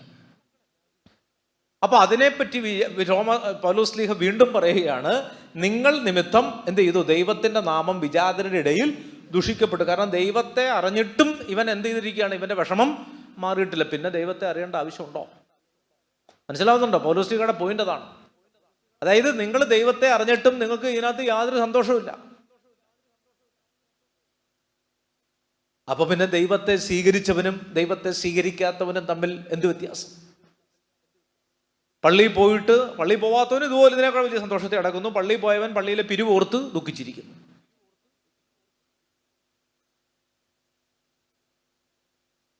എന്നോട് ഒരാൾ ചോദിച്ചു, ഒരാളല്ല, ഞാൻ ഇങ്ങനെ ഒരു വാട്സപ്പിൽ ഒരു സാധനം കണ്ടതാണ്. ശരിയാണത്, അത് പറയാൻ പാടില്ലെങ്കിലും നിങ്ങളായതുകൊണ്ട് പറയാം. നമ്മുടെ ഒരു ദാരിദ്ര്യം കൂടി പറയാൻ വേണ്ടിയിട്ടാണ്. ഒരു ചേട്ടൻ പറയുകയാണ്, ഞങ്ങൾ പണ്ട് ഈ നാട്ടിൽ വന്ന സമയത്ത് ഞങ്ങളൊക്കെ വലിയ ദാരിദ്ര്യമുള്ള ആളുകളായിരുന്നു. നാട്ടിൽ ചെറിയൊരു പള്ളിയുണ്ട്, അവിടെ വല്യപ്പൻ വന്ന സമയത്ത് ഈ നാട്ടിലേക്ക് വന്ന വേറൊരു സ്ഥലത്തുനിന്ന് വന്ന ആളാണ്. ഞങ്ങളുടെ വല്യപ്പൻ വന്ന സമയത്ത് ഞങ്ങൾക്കൊന്നുമില്ലായിരുന്നു, അല്ലേ? ഞങ്ങളിങ്ങനെ പച്ചക്കപ്പയും ചക്കയും അങ്ങനെയൊക്കെ ചില സാധനങ്ങളൊക്കെ കഴിച്ച്, പക്ഷെ ഞങ്ങൾക്ക് വലിയ ആശ്രയമായിരുന്നത് അന്നത്തെ പള്ളിയാണ്. പള്ളിയിലൊക്കെ പ്രാർത്ഥിച്ച് പതിയെ വീട്ടിൽ വ്യത്യാസം വന്നു. മക്കളൊക്കെ വിദേശ രാജ്യത്തേക്കൊക്കെ പോയി, അല്ലേ? ഞങ്ങളുടെ കടമൊക്കെ മാറി, വലിയ കടമായിരുന്നു. പള്ളിയിൽ പോയി പ്രാർത്ഥിച്ച് ഞങ്ങളുടെ കടമൊക്കെ മാറി, അല്ലേ? ഞങ്ങൾക്കൊരു ഓല കെട്ടിയ വീടായിരുന്നു, പിന്നീട് അത് ഓടിട്ട വീടായി. ഓടിട്ട വീട് പിന്നീട് കുറേ നാൾ കഴിഞ്ഞപ്പോൾ കോൺക്രീറ്റായി. മനസ്സിലാവുന്നുണ്ടോ? വീടിന് ചുറ്റും വേലി അല്ലേ? വീടിന് ചുറ്റും മതിലായി, മതിലിനകത്ത് ഗേറ്റായി, ഗേറ്റിനകത്ത് വണ്ടിയായി, 4 പട്ടിയുമായി. മനസ്സിലാവുന്നുണ്ടോ? വീടൊക്കെ വലുത്, സെറ്റപ്പ് മാറി. അപ്പോൾ ഈ ചേട്ടൻ ഇങ്ങനെ പറയുകയാണ്, വേറൊരു ചേട്ടനോട് പറയുകയാണ്, നമ്മുടെ കടം മുഴുവൻ മാറിയത് നമ്മൾ എവിടെ പോയി പ്രാർത്ഥിച്ചിട്ടാണ്? പള്ളിയിൽ പോയി പ്രാർത്ഥിച്ചിട്ടാണ്. പക്ഷേ നമ്മൾ പോയി പ്രാർത്ഥിച്ച് അല്ല നമ്മൾ രക്ഷപ്പെട്ടു, പക്ഷേ നമ്മളെ രക്ഷപ്പെടുത്തിയ പള്ളിയാകട്ടെ ഇപ്പോഴും കടത്തിലാണ്. പള്ളിയിൽ ഇപ്പോഴും കടമാണ്. പള്ളിയിൽ പള്ളി വെച്ചതിൻ്റെ കട ഇതുവരെ മാറിയിട്ടില്ല. പള്ളിയിലെ കടം മാറിയിട്ടില്ല. കാരണം പള്ളിയിൽ എന്നും പിരിവാണ്. അതിനെ ഓർത്ത് ഈ ചേട്ടൻ പറയുകയാണ്, പ്രാർത്ഥിച്ച് നമ്മൾ പള്ളിയിൽ പോയി പ്രാർത്ഥിച്ച് നമ്മൾ രക്ഷപ്പെട്ടു, നമ്മളെ രക്ഷപ്പെടുത്തിയ പള്ളിയാകട്ടെ ഇതുവരെ എന്ത് ചെയ്തിട്ടില്ല, രക്ഷപ്പെട്ടിട്ടില്ല. കഴിഞ്ഞ ആഴ്ചയും വികാരിയച്ഛൻ പറഞ്ഞു പള്ളിക്ക് 5 ലക്ഷം രൂപ കടമുണ്ട് എന്ന് പറഞ്ഞാൽ എൻ്റെ അർത്ഥം എന്താണ്? നമ്മളെ കണ്ടിട്ട് എന്ത് ചെയ്യുന്നില്ല, വേറൊരാൾക്ക് സന്തോഷിക്കാനായിട്ട് ഒരു സാഹചര്യം തോന്നുന്നില്ല. അപ്പം അതുകൊണ്ട് വചനം പറയുകയാണ്, നിങ്ങൾ നിമിത്തം എൻ്റെ നാമം വിജാതരുടെ ഇടയിൽ ദുഷിക്കപ്പെട്ടു. ചേർന്ന് പറഞ്ഞേ ഹല്ലേലൂയാ. പറഞ്ഞേ ഹല്ലേലൂയാ. മനസ്സിലാവുന്നുണ്ടോ? നേരത്തെ ക്രിസ്ത്യാനിയുടെ കൂടെയൊക്കെ കൂട്ടുകൂടാൻ ആളുകൾക്ക് വലിയ താല്പര്യമായിരുന്നു. ഇന്ന് നമ്മുടെ കൂടെ നിവൃത്തി ഉണ്ടെങ്കിൽ അറിഞ്ഞാൽ കൂട്ടുകൂടത്തില്ല. നമ്മുടെ വീടിനടുത്തൊക്കെ വന്ന് താമസിക്കാൻ ആളുകൾക്ക് ഭയങ്കര മത്സരമായിരുന്നു. ക്രിസ്ത്യാനികളുടെ വീടിൻ്റെ അടുത്തൊക്കെ വൈകുന്നേരമൊക്കെ പ്രാർത്ഥനയും അല്ലേ, അവരുടെ പെസഹ അപ്പവും അവരുടെ ഇടപെടിയിലും അവരുടെ ആ ദൈവികമായ ഇടപെടലൊക്കെ കൊണ്ട് ആളുകൾക്ക് താമസിക്കാൻ ഇഷ്ടമായിരുന്നു. പക്ഷേ ഇന്ന് നമ്മുടെ വീട്ടിലേക്ക് ആരും തിരിഞ്ഞു നോക്കില്ല. കാരണം നമ്മുടെ അത് മാറ്റപ്പെട്ടു. നമ്മുടെ ആ സ്നേഹവും നമ്മുടെ ആ സന്തോഷമൊക്കെ വളരെ വല്ലാതെ മാറിപ്പോയി. നമ്മൾ മനസ്സിലാവുന്നുണ്ട്. ആത്മീയതയുടെ പേരിൽ നമ്മൾ പലരെയും നമ്മളിൽ നിന്ന് അകറ്റിക്കളഞ്ഞു. ചെറുത് പറഞ്ഞേ ഹല്ലേലൂയാ. മനസ്സിലാവുന്നുണ്ട്. ആത്മീയതയുടെ പേരിൽ പലരെയും നമ്മൾ അകറ്റിക്കളഞ്ഞു. അവരോട് സംസാരിക്കില്ല, ഇവരോട് സംസാരിക്കില്ല. ആത്മീയത പോകുമെന്നാണ് പറയുന്നത്. മനസ്സിലാവണോ? അങ്ങനെയൊന്നും ആത്മീയത പോകുന്നില്ല. അങ്ങനെ പോകുന്നതല്ല ആത്മീയത. 10 പേരോട് സംസാരിച്ചു എന്ന് വിചാരിച്ച് പോകുന്നതല്ല ആത്മീയത. ഒരു പൂജാരിയോട്, ഒരു മന്ത്രവാദിയോട് സംസാരിച്ചതിൻ്റെ പേരിൽ പോകുന്നതല്ല ക്രിസ്തീയ ആത്മീയത. ചേർന്ന് പറഞ്ഞേ ഹല്ലേലൂയാ. മാമോദീസായിലൂടെ സ്ഥൈര്യലേപനത്തിലൂടെ നിന്റെ ഉള്ളിൽ വന്ന മുദ്ര മാറ്റാൻ ഒരു ക്ഷുദ്രത്തിനും ഒരു കൂടോത്രത്തിനും എന്ത് ചെയ്യില്ല, സാധിക്കില്ല. അതിനെ സഭ വിളിക്കുന്നത് ഇൻഡെലിബിൾ മാർക്ക് എന്നാണ്. ഇൻഡെലിബിൾ എന്ന് പറഞ്ഞാൽ ആർക്കും മായ്ച്ചു കളയാനാകാത്തൊരു മുദ്രയാണ് കർത്താവ് തിരുരക്തം കൊണ്ടിട്ടിരിക്കുന്നത്. നമ്മൾ ആത്മീയതയുടെ പേരിൽ എന്ത് ചെയ്തു? ആളുകളെ അടിച്ചു ഓടിച്ചു. മനസ്സിലാവുന്നുണ്ടോ? ആത്മീയത, അവരോട് സംസാരിക്കില്ല, ഇവരോട് സംസാരിക്കില്ല. അവരോട് സംസാരിച്ചാൽ എൻ്റെ ആത്മീയത പോകും, ഇവരോട് സംസാരിച്ചാൽ എൻ്റെ ആത്മീയത പോകും. ദൈവത്തെ കണ്ടുമുട്ടിയിട്ടില്ല എന്നാണ് അതിൻ്റെ അർത്ഥം. ചേർന്ന് പറഞ്ഞേ ഹല്ലേലൂയാ. ഡാനിയേലച്ഛനോടൊക്കെ യാത്ര ചെയ്യുമ്പോഴാണ് നമ്മളതൊക്കെ പഠിക്കുന്നത്. മനസ്സിലാവുണ്ട്. ആ അച്ഛൻ ആരെ കണ്ടാലും, ഇപ്പോൾ താഴെ വഴിയിലൂടെ ഇറങ്ങുന്ന സമയത്ത് ആരെങ്കിലും അവിടെ നിന്നാൽ അവിടെ സമയമുണ്ടെങ്കിൽ നിർത്തി കാര്യം പറഞ്ഞിട്ടേ പോവുള്ളൂ. ആരോ ആയിക്കോട്ടെ. എന്തോ ഒരു സുഹൃത്തുക്കൾ. മനസ്സിലാവുന്നുണ്ടോ? നമ്മൾ ഒരിക്കലും വിചാരിക്കാത്ത, അച്ഛനൊരു കടയിൽ പോയാൽ ആ ആളുകളായിട്ടൊക്കെ പരിചയപ്പെട്ട് അവർക്ക് വേണ്ടി പ്രാർത്ഥിച്ച്, മനസ്സിലാവുന്നുണ്ട്, അവർ നമ്മളെ വിളിക്കും. എത്രയോ ചെറുപ്പക്കാർ, മനസ്സിലാവുണ്ട്, ഹൈന്ദവരായിട്ടുള്ള ആളുകൾ, മുസ്ലിങ്ങളായിട്ടുള്ള ആളുകൾ ഒരു പ്രാർത്ഥനയ്ക്ക്. അതാണ് നമ്മുടെ വിജയം. ആളുകൾ നമ്മളിൽ നിന്ന് അകന്നു പോകുന്നത് നമ്മുടെ പരാജയമാണ്. ചേർന്ന് പറഞ്ഞേ ഹല്ലേലൂയാ. മനസ്സിലാവുണ്ട്. ഒരാൾ ഈ ധ്യാനകേന്ദ്രത്തിൽ നിന്ന് ഇറങ്ങിപ്പോയി, അത് ഈ ധ്യാനകേന്ദ്രത്തിൻ്റെ പരാജയമാണ്. മനസ്സിലാവുന്നുണ്ടോ? ഒരാൾ ഇറങ്ങിപ്പോയി, അപ്പോൾ നമ്മൾ വിചാരിക്കുകയാണ് നല്ല കാര്യം, അയാൾ പോയതോടുകൂടി നമ്മൾ രക്ഷപ്പെട്ടു. നോ, അങ്ങനെയല്ല. ഒരാൾ പോയാൽ അത് നമ്മുടെ പരാജയം. നിന്റെ കൂടെ ജോലി ചെയ്യുന്ന ഒരാൾ നിങ്ങളുടെ വീട്ടിൽ നിന്ന് ജോലി മടുത്തു പോയാൽ അന്നേരം ഓർത്തോണം, അത് നിന്റെ പരാജയമാണ്. ചേർത്ത് പറഞ്ഞേ ഹല്ലേലൂയാ. പറഞ്ഞേ ഹല്ലേലൂയാ.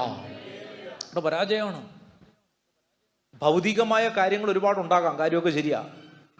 അയൽക്കാരോട് വഴക്കുണ്ടാക്കാൻ കാര്യമൊക്കെ ഉണ്ടാകാം. നിങ്ങൾ അന്നേരം ഓർത്തോണം, അത് നമ്മുടെ ആത്മീയ മേഖലയിലെ പരാജയമാണ്. ഒരു വ്യക്തിയോട് വഴക്കുണ്ടാക്കിയിട്ടുണ്ടെങ്കിൽ, വണ്ടിക്കകത്ത് കയറി വഴക്കുണ്ടാക്കി, റോഡിൽ വെച്ച് വഴക്കുണ്ടാക്കി, കാര്യം നമ്മൾ വലിയ മിടുക്കരൊക്കെ ആയിട്ടുണ്ടാവാം, പക്ഷെ അന്നേരം ഓർത്തോണം, സംഗതി പരാജയമാണെന്ന്. ഞാൻ എൻ്റെ ജീവിതത്തിൽ നിന്ന് പറയുകയാണ്. എനിക്കിത് ഒത്തിരി വൈകി മനസ്സിലായ ഒരാളാണ് ഞാൻ. നിങ്ങൾക്ക് അങ്ങനെ ആവരുത്. ഒത്തിരി വൈകിയാണ് എനിക്കിത് മനസ്സിലായത്. മനസ്സിലുണ്ട്. നമുക്ക് കൺവീനിയൻ്റ് ആയിട്ടുള്ള ആളുകളെ നമ്മൾ മാറ്റുന്നതാണ് വിജയമെന്ന് കരുതിയ ആളാണ് ഞാൻ. പക്ഷെ നമ്മൾ ബൈബിൾ വായിക്കുമ്പോൾ നമുക്ക് മനസ്സിലാവും, ഒരാൾ നമ്മളിൽ നിന്ന് അകന്നു പോയിട്ടുണ്ടെങ്കിൽ, നിന്റെ സഹോദരൻ നിന്നിൽ നിന്ന് അകന്നിട്ടുണ്ടെങ്കിൽ, അന്നേരം ഓർത്തോണം, എൻ്റെ പൊന്നു മോനെ മോളെ, കർത്താവ് വിലയിടുന്നത്, പ്രോഗ്രസ് കാർഡ് കർത്താവ് മാർക്കിടുമ്പോൾ നിന്റെ പ്രോഗ്രസ് കാർഡിലാണ് കർത്താവ് ചുമപ്പ് മഷിക്ക് തോറ്റതായിട്ട് വരയ്ക്കുന്നത്. ചേർന്ന് പറഞ്ഞേ ഹല്ലേലൂയാ. നമ്മൾ വിചാരിച്ചത് നമ്മുടെ വിജയമാണെന്നാണ്. നോ, നമ്മുടെ വിജയമല്ല. അപ്പം അങ്ങനെയൊക്കെ എന്തെങ്കിലും പരാജയങ്ങൾ ഉണ്ടായിട്ടുണ്ടെങ്കിൽ നമ്മൾ എന്ത് ചെയ്യണം? അല്ലേ, കർത്താവ് പറഞ്ഞ എന്താണ്? നിങ്ങൾ നിമിത്തം വിജാതിയർ എന്ത് ചെയ്യണം? ദൈവത്തെ അറിയണം. നിങ്ങൾ നിമിത്തം വിജാതികൾ അല്ലേ അറിയണം.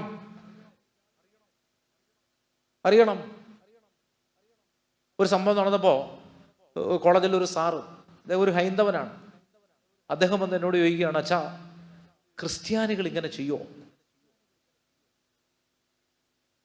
65 വയസ്സുള്ള ആളാണ്. സാർ എന്നോട് ചോദിക്കുകയാണ്, ക്രിസ്ത്യാനികൾ ഇങ്ങനെയൊക്കെ ചെയ്യുമോ അച്ഛാ?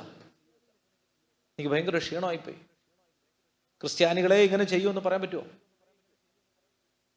മനസ്സിലാവുന്നുണ്ടോ? നമ്മളെ പോലെ ഐസൊലേറ്റഡ് ആയിട്ട് ഒറ്റയ്ക്ക് ജീവിക്കുന്ന ആളുകൾ വേറെ എവിടെങ്കിലും ഉണ്ടോ? വേറെ ഒരു സമൂഹത്തിലും ഇല്ല. നമ്മളെപ്പോലെ ഒറ്റയ്ക്ക് ജീവിക്കുന്ന ആളുകൾ ഒരു സമൂഹത്തിലും വേറെ ഇല്ല. നമുക്ക് നമ്മുടെ കാര്യം, നമ്മൾ പിന്നെ ആരും അടുപ്പിക്കില്ല.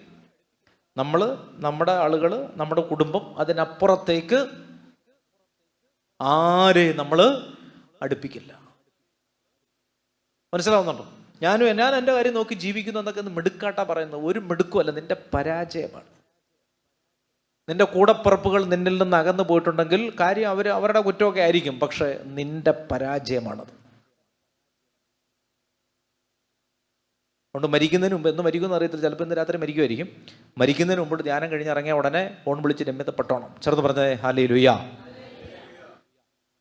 ഭൂമിയിൽ വലിയ മിടുക്കൊക്കെ നമുക്ക് തോന്നും. മനസ്സിലാവുന്നുണ്ടോ? ഞാനും ഒരു കാലത്ത് അങ്ങനെ വിചാരിച്ചിരുന്ന ആളാണ്. അങ്ങനെയല്ല. ഒരാൾ നമ്മുടെ ജീവിതത്തിൻ്റെ പരിസരത്തിൽ നിന്ന് മാറിപ്പോയിട്ടുണ്ടെങ്കിൽ അത് നമ്മുടെ പരാജയമാണ്. നമ്മുടെ പരാജയമാണ്. നമ്മളെത്ര കടന്ന് കുത്തിമറിഞ്ഞാലും, എത്ര നമ്മൾ ആത്മീയ മേഖലയിൽ എന്ന് പറഞ്ഞാലും പുറമേ ഉള്ളതേ ഉള്ളൂ, ഒന്നും പ്രവർത്തിക്കില്ല, ഒരു വഴിയും തുറക്കില്ല. മനസ്സിലാവുന്നു? അതുകൊണ്ട് തലമുറകളെ നശിപ്പിക്കുന്ന ഏറ്റവും പ്രധാനപ്പെട്ട പാപം ഞാൻ ഈ ബൈബിളിൽ കണ്ടത്, ഒന്ന് നമുക്കറിയാം കൊലപാതകം, അതുണ്ട്. അടുത്തതാണ് വിരോധം, വിദ്വേഷം. അതുകൊണ്ടാണ് യാക്കോബ് ശ്ലീഹായൊക്കെ പറയുന്നത്, വിദ്വേഷത്തിൻ്റെ വേര് വളർന്ന് ഉപദ്രവം ചെയ്യാതിരിക്കാൻ സൂക്ഷിച്ചുകൊള്ളുവൻ. വിദ്വേഷത്തിൻ്റെ വേര് വളർന്ന് ഉപദ്രവം ചെയ്യാതിരിക്കാൻ എന്ത് ചെയ്യുവിൻ? സൂക്ഷിച്ചുകൊള്ളുവിൻ. ചേർന്ന് പറഞ്ഞേ ഹല്ലേലൂയാ. പറഞ്ഞേ ഹല്ലേലൂയാ.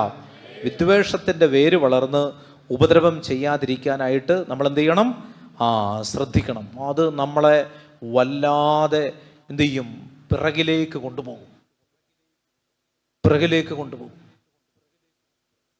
അതുകൊണ്ട് ഒരാളുടെ ജീവിതം മാറുന്നത് സമ്പത്തിലാണ് നിങ്ങൾ വിചാരിക്കരുത്. ഒരാളുടെ ജീവിതം മാറുന്നത് വലിയ സൗഭാഗ്യങ്ങൾ വരുമ്പോഴാണ് എന്ന് വിചാരിക്കരുത്. ഒരിക്കലുമല്ല. മനസ്സ് എത്രമാത്രം വിശുദ്ധീകരിക്കപ്പെടുന്നുവോ അത്രമാത്രം പരിശുദ്ധാത്മ ചൈതന്യം നമ്മുടെ ഉള്ളിൽ നിറയപ്പെടും. ചെറുത് പറഞ്ഞേ ഹല്ലേലൂയാ. എത്രമാത്രം പരിശുദ്ധാത്മ ചൈതന്യം നമ്മളുടെ ഇടയിൽ എന്ത് ചെയ്യും? 2 കോറിന്തോസ് 13-ാമത്തെ അധ്യായം എടുത്തേ.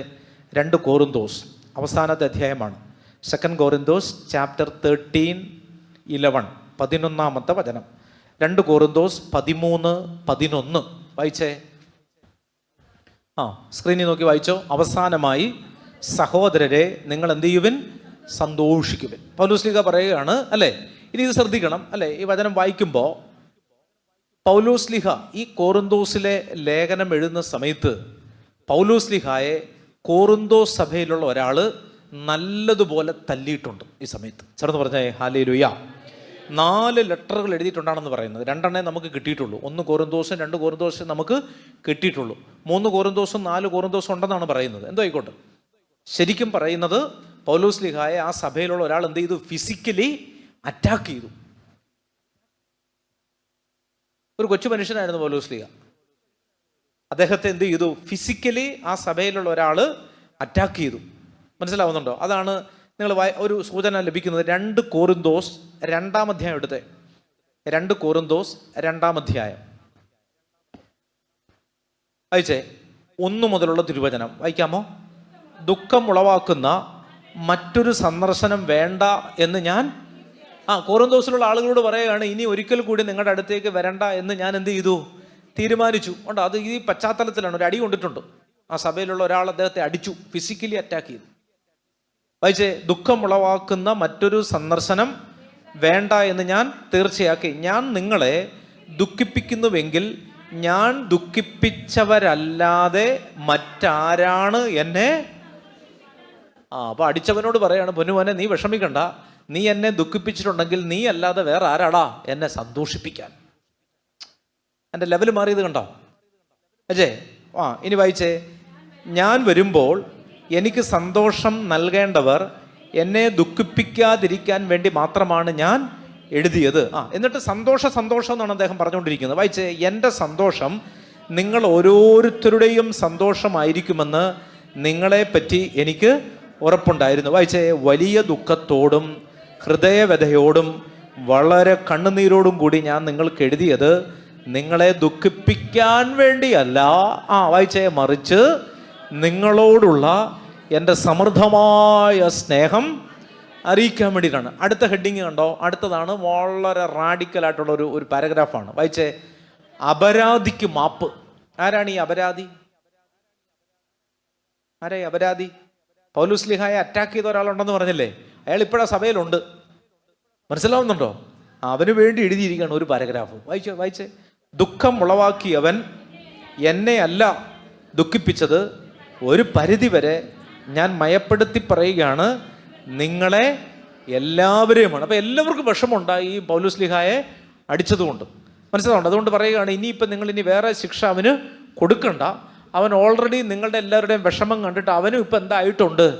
വിഷമമായിട്ടുണ്ട്. അത്രയും ശിക്ഷ മതി. പറയുന്നത് മനസ്സിലാവുന്നുണ്ടോ? വായിക്കൂ 6-ാമത്തെ വചനം. അങ്ങനെയുള്ളവന് ഭൂരിപക്ഷം പേർ നൽകുന്ന ഈ ശിക്ഷ ധാരാളം മതി. അതുകൊണ്ട് അവൻ അഗാധ ദുഃഖത്തിൽ നിബദിക്കാതിരിക്കുന്നതിന് നിങ്ങൾ അവനോട് ക്ഷമിക്കുകയും അവനെ ആശ്വസിപ്പിക്കുകയും ചെയ്യണം. 10-ാമത്തെ വചനം വായിച്ചേ. നിങ്ങൾ ക്ഷമിക്കുന്നവനോട് ഞാനും ക്ഷമിക്കുന്നു. ഞാൻ എന്തെങ്കിലും ക്ഷമിച്ചിട്ടുണ്ടെങ്കിൽ അത് ക്രിസ്തുവിൻ്റെ നാമത്തിൽ നിങ്ങൾക്ക് വേണ്ടിയാണ്. വായിച്ചേ. ഇത് അതാണ് പ്രധാനം. ഇത് സാത്താൻ നമ്മെ കബളിപ്പിക്കാതിരിക്കേണ്ടതിനാണ്. അവൻ്റെ തന്ത്രങ്ങളെ പറ്റി നമ്മൾ അജ്ഞരല്ലല്ലോ. അപ്പോൾ ഒരടി ഉണ്ടായാൽ ഉടനെ അവിടെ വരുന്നത് ആരാണ്? പറയൂ, ആരാണ്? പോലീസാണോ? ആദ്യം ആ സ്പോട്ടിൽ വരുന്നത് ആരാ? സാത്താനാണ്. ചേർന്ന് പറഞ്ഞേ ഹല്ലേലൂയ. ഉടനെ എന്ത് ചെയ്യും? സാത്താൻ വന്നിട്ട് എന്ത് ചെയ്യും? പൗലോസ്ലീഹ പറയാൻ ശ്രദ്ധിക്കണം. സാത്താൻ വന്നിട്ട് ഈ അടിച്ചവനെ അങ്ങ് കുറ്റപ്പെടുത്തും. മനസ്സിലുണ്ട്? അപ്പം തന്നെ ആ സഭയിൽ 2 പക്ഷമായി മാറി. അമ്മയെ തല്ലിയാലും 2 പക്ഷമുണ്ടല്ലോ. അപ്പം അടിച്ചവൻ്റെ കൂട്ടത്തിൽ കുറേ ആളുകൾ ചേരും, അടി കൊണ്ടവൻ്റെ കൂട്ടത്തിൽ കുറേ ആളുകൾ ചേരും. എന്താ സംഭവിക്കുന്നത്? സാത്താൻ ഇത് കണ്ടിട്ട് മാറിയിരുന്ന് ചിരിക്കും. കാരണം അവൻ്റെ ഇഷ്ടം എന്താണ്? 2 മാറണം. മനസ്സിലാവുന്നുണ്ടോ? ഒരുപോലെ പോയ ഒരു വീട്, നല്ല സ്നേഹത്തിൽ പോയൊരു വീട് എന്തായി മാറണം? 2 മാറണം. ഇവിടെ കാര്യം എന്തെങ്കിലും ഉണ്ടോ? ഉണ്ട്. അടി കടന്നില്ലേ? പൗലോസ്ലീഹയാണ് അടിച്ചത്. പൗലോസ്ലീഹ പറയാണ്, നിങ്ങൾ ഒരിക്കലും നിങ്ങൾ അവനെ ആ കൂട്ടത്തിൽ നിന്ന് കസാര മാറ്റി കൊടുക്കരുത്, അല്ലേ? അവനെ മാറ്റി പുറത്തേക്കടാ, നീ പൗലോസ്ലീഹ അടിച്ചവനല്ലേ എന്ന് പറഞ്ഞ് മാറ്റരുത്. കാരണം എന്താ? അവൻ നിങ്ങളും തമ്മിലുള്ള കൂട്ടായ്മ നഷ്ടപ്പെട്ടു പോകാതിരിക്കാൻ നിങ്ങൾ എന്ത് ചെയ്യണം? പ്രത്യേകം ശ്രദ്ധിക്കണം. കാരണം ഈ അടി ഉണ്ടാക്കിയത് അവനല്ല, അവൻ്റെ ഉള്ളിൽ പ്രവർത്തിക്കുന്ന ഒരു തിന്മയാണ്. ചേർന്ന് പറഞ്ഞേ ഹല്ലേലൂയ. മനസ്സിലാവുന്നുണ്ടോ? യൂദാസിന്റെ ലേഖനം എടുത്തേ. വെളിപാടിന് തൊട്ട് മുമ്പുള്ള ലേഖനമാണ് യൂദാസിന്റെ ലേഖനം. അടി ഉണ്ടാക്കുന്ന ആരാണെന്നാണ് പറയുന്നത്. എടുത്തേ യൂദാസിന്റെ ലേഖനം. ഒറ്റ അധ്യായമേ ഉള്ളൂ. അതിൽ 19-ാമത്തെ വചനം എടുത്തേ. 19 വായിച്ചേ. പരിശുദ്ധാത്മാവില്ലാത്തവരും കേവലം ലൗകികരുമായവരാണ് എന്തുണ്ടാക്കുന്നത്? ഭിന്നിപ്പുണ്ടാക്കുന്നത്. അപ്പൊ ആരാ ഈ അടി ഉണ്ടാക്കുന്ന? ആരാ? മനസ്സിലുണ്ടോ? ഷെയറിന് വേണ്ടി വീട്ടിലൊരു അടി നടന്നിട്ടുണ്ടെങ്കിൽ അന്നേരം ഓർത്തോണം അടി ഉണ്ടാക്കിയത് ആരാ? പറയൂ, ആരാണ്? പറ. പരിശുദ്ധാത്മാവില്ല എന്ന് പറഞ്ഞാൽ യഥാർത്ഥ ആത്മാവില്ല. പിന്നെ ഏത് ആത്മാവാ ഉള്ളത്? ഏതെങ്കിലും ഒരു ആത്മാവ് വേണമല്ലോ. ഏത് ആത്മാവാ ഉള്ളത്? ദുരാത്മാവ്. ചേർന്ന് പറഞ്ഞേ ഹല്ലേലൂയ. അപ്പൊ അടി ഉണ്ടാക്കിയത് ആരാണ്? അല്ലെ, പള്ളിയിൽ അടി ഉണ്ടാക്കിയത് ആരാണ്? പരിശുദ്ധാത്മാവല്ല. പരിശുദ്ധാത്മാവിന് വേണ്ടിയിട്ടാണെന്നാണ് നമ്മൾ, പൗലോസ്ലീഹയ്ക്ക് വേണ്ടിയിട്ടാണ് സമരം എന്നാണ് നമ്മൾ പറഞ്ഞത്. പക്ഷെ അടി ഉണ്ടാക്കിയത് ആരാണ്? പറയൂ, ആരാണ് അടി ഉണ്ടാക്കുന്നത്? ദുരാത്മാവാണ്. നിസ്സാര കാര്യത്തിന് വേണ്ടി, സ്ത്രീധനത്തിന്റെ പേരിൽ, ചെറിയ കാര്യത്തിന്റെ പേരിൽ അടി ഉണ്ടാക്കിയത് ആരാണ്? പറയൂ, ആരാണ്? ഒരു വ്യക്തിയുടെ ഉള്ളിൽ പ്രവർത്തിക്കുന്ന ദുരാത്മാവാണ്. അപ്പോൾ ഒരു അടി ഉണ്ടാകുമ്പോൾ ആദ്യം ഓടിപ്പോണ്ടത് പോലീസ് സ്റ്റേഷനിലേക്കല്ല, ആദ്യം ഓടിപ്പോണ്ടത് കുമ്പസാരക്കൂട്ടിലേക്കും ബലിപീഠത്തിന്റെ മുമ്പിലേക്കുമാണ്. ചേർന്ന് പറഞ്ഞേ ഹല്ലേലൂയ. കാരണം ദുരാത്മാവ് മാറി പരിശുദ്ധാത്മാവ് നൽകപ്പെടുന്നത് എവിടെ വെച്ചാണ്? കുമ്പസാരക്കൂട്ടിൽ വെച്ചാണ്. മനസ്സിലാവുന്നുണ്ടോ? പാപത്തിന്റെ ദുരാത്മാവ് മാറ്റപ്പെടണം.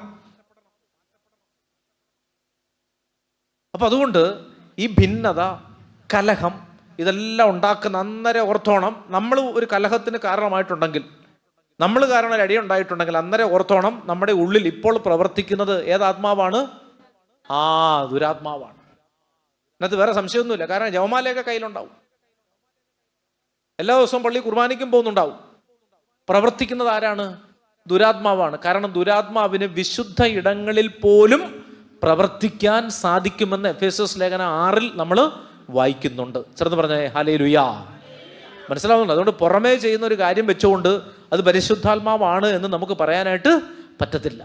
കാര്യം വളരെ നല്ലതാണ്, വളരെ നല്ലതാണ്. നമ്മൾ ഈ ധ്യാനത്തിനൊക്കെ പോകുമ്പോൾ ചില സീക്രട്ടായിട്ടുള്ള ചില കത്തുകൾ നമുക്ക് കിട്ടും.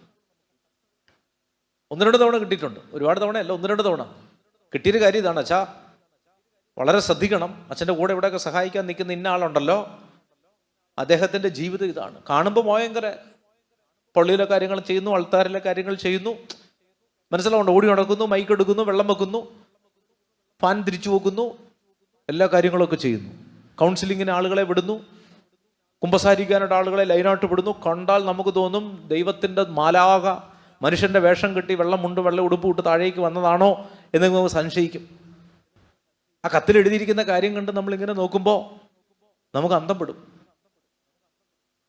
മനസ്സിലാവുന്നുണ്ട്? എന്ന് പറഞ്ഞാൽ വെള്ളം ഇട്ടതുകൊണ്ടോ അല്ലെങ്കിൽ പള്ളിയിൽ എല്ലാ കാര്യം ചെയ്തതുകൊണ്ടോ തിന്മ ഉണ്ടാകില്ല എന്ന് നമ്മൾ എന്ത് ചെയ്യരുത്? വിചാരിക്കരുത്. മനസ്സിലാവുന്നുണ്ടോ? ചെറുത് പറഞ്ഞേ ഹല്ലേലൂയാ. ചെറുത് പറഞ്ഞേ ഹല്ലേലൂയാ. അപ്പം അത് വളരെ വ്യക്തമായിട്ട് ശ്രദ്ധിച്ചോണം.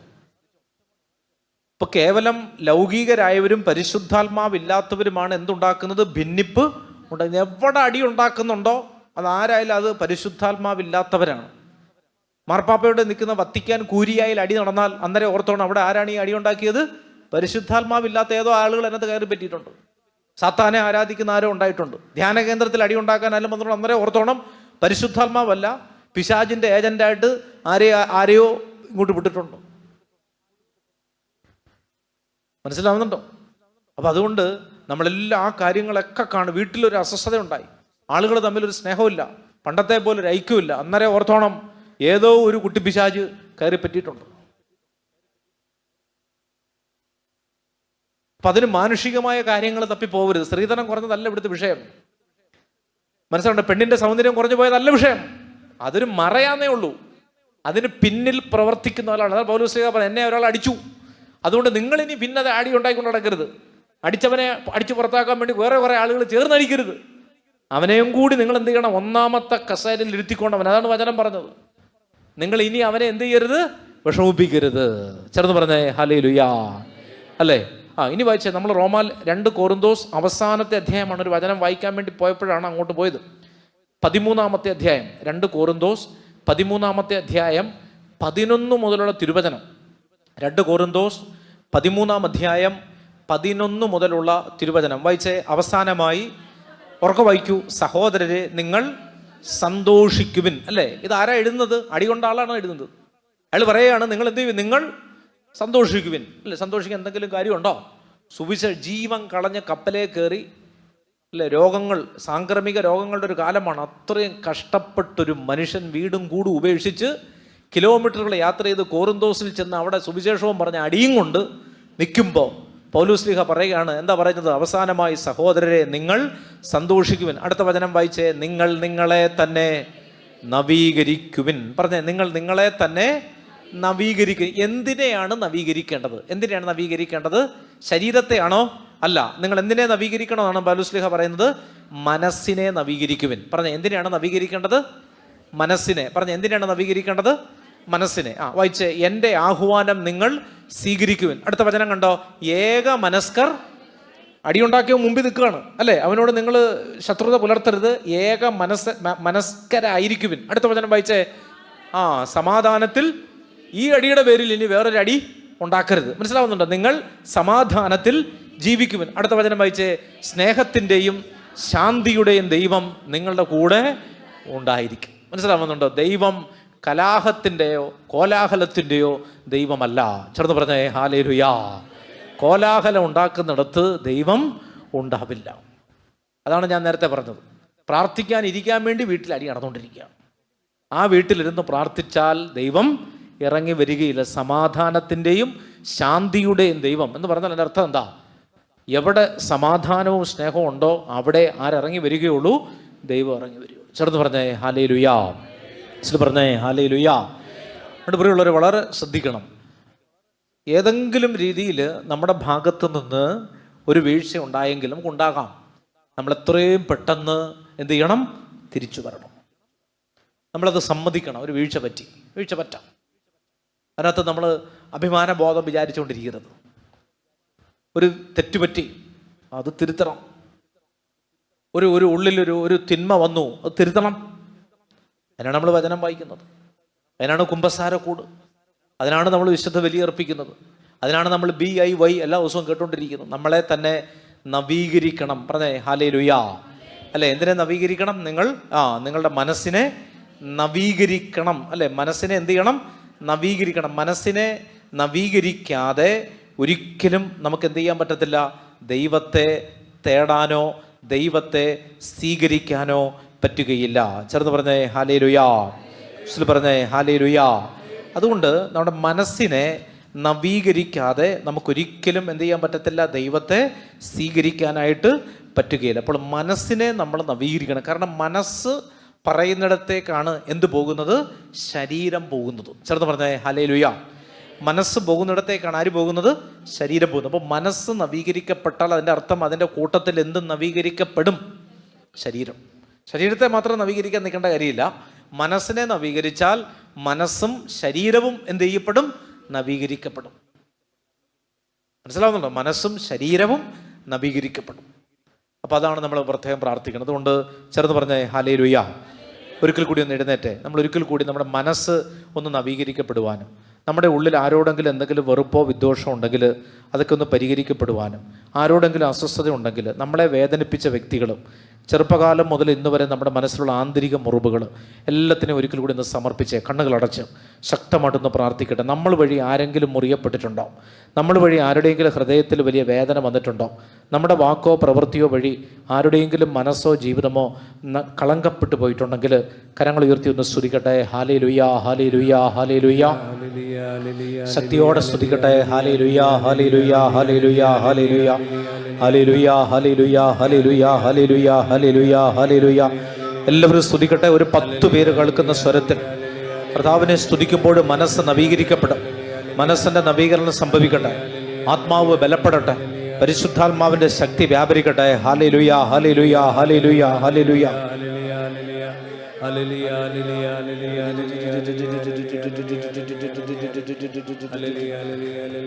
ആത്മാവിന്റെ ശക്തിക്ക് വേണ്ടി ആഗ്രഹിച്ച് പ്രാർത്ഥിക്കുകയാണ്. മനസ്സിന്റെ ശക്തി വ്യാപരിക്കട്ടെ. ഹല്ലേലൂയാ, ഹല്ലേലൂയാ, ഹല്ലേലൂയാ, ഹല്ലേലൂയാ, ഹല്ലേലൂയാ, ഹല്ലേലൂയാ, ഹല്ലേലൂയാ, ഹല്ലേലൂയാ, ഹല്ലേലൂയാ, ഹല്ലേലൂയാ, ഹല്ലേലൂയാ, ഹല്ലേലൂയാ, ഹല്ലേലൂയാ. പരിശുദ്ധ പരമാ ദിവ്യകാരുണ്യത്തിന് എന്നേരവും ആരാധനയും സ്തുതിയും പുകഴ്ചയും ഉണ്ടായിരിക്കട്ടെ. ഇരിക്കും. ചേർന്ന് പറഞ്ഞേ ഹല്ലേലൂയാ. ചേർന്ന് പറഞ്ഞേ ഹല്ലേലൂയാ. യേശുവേ നന്ദി, യേശുവേ സ്തുതി, യേശുവേ ആരാധന.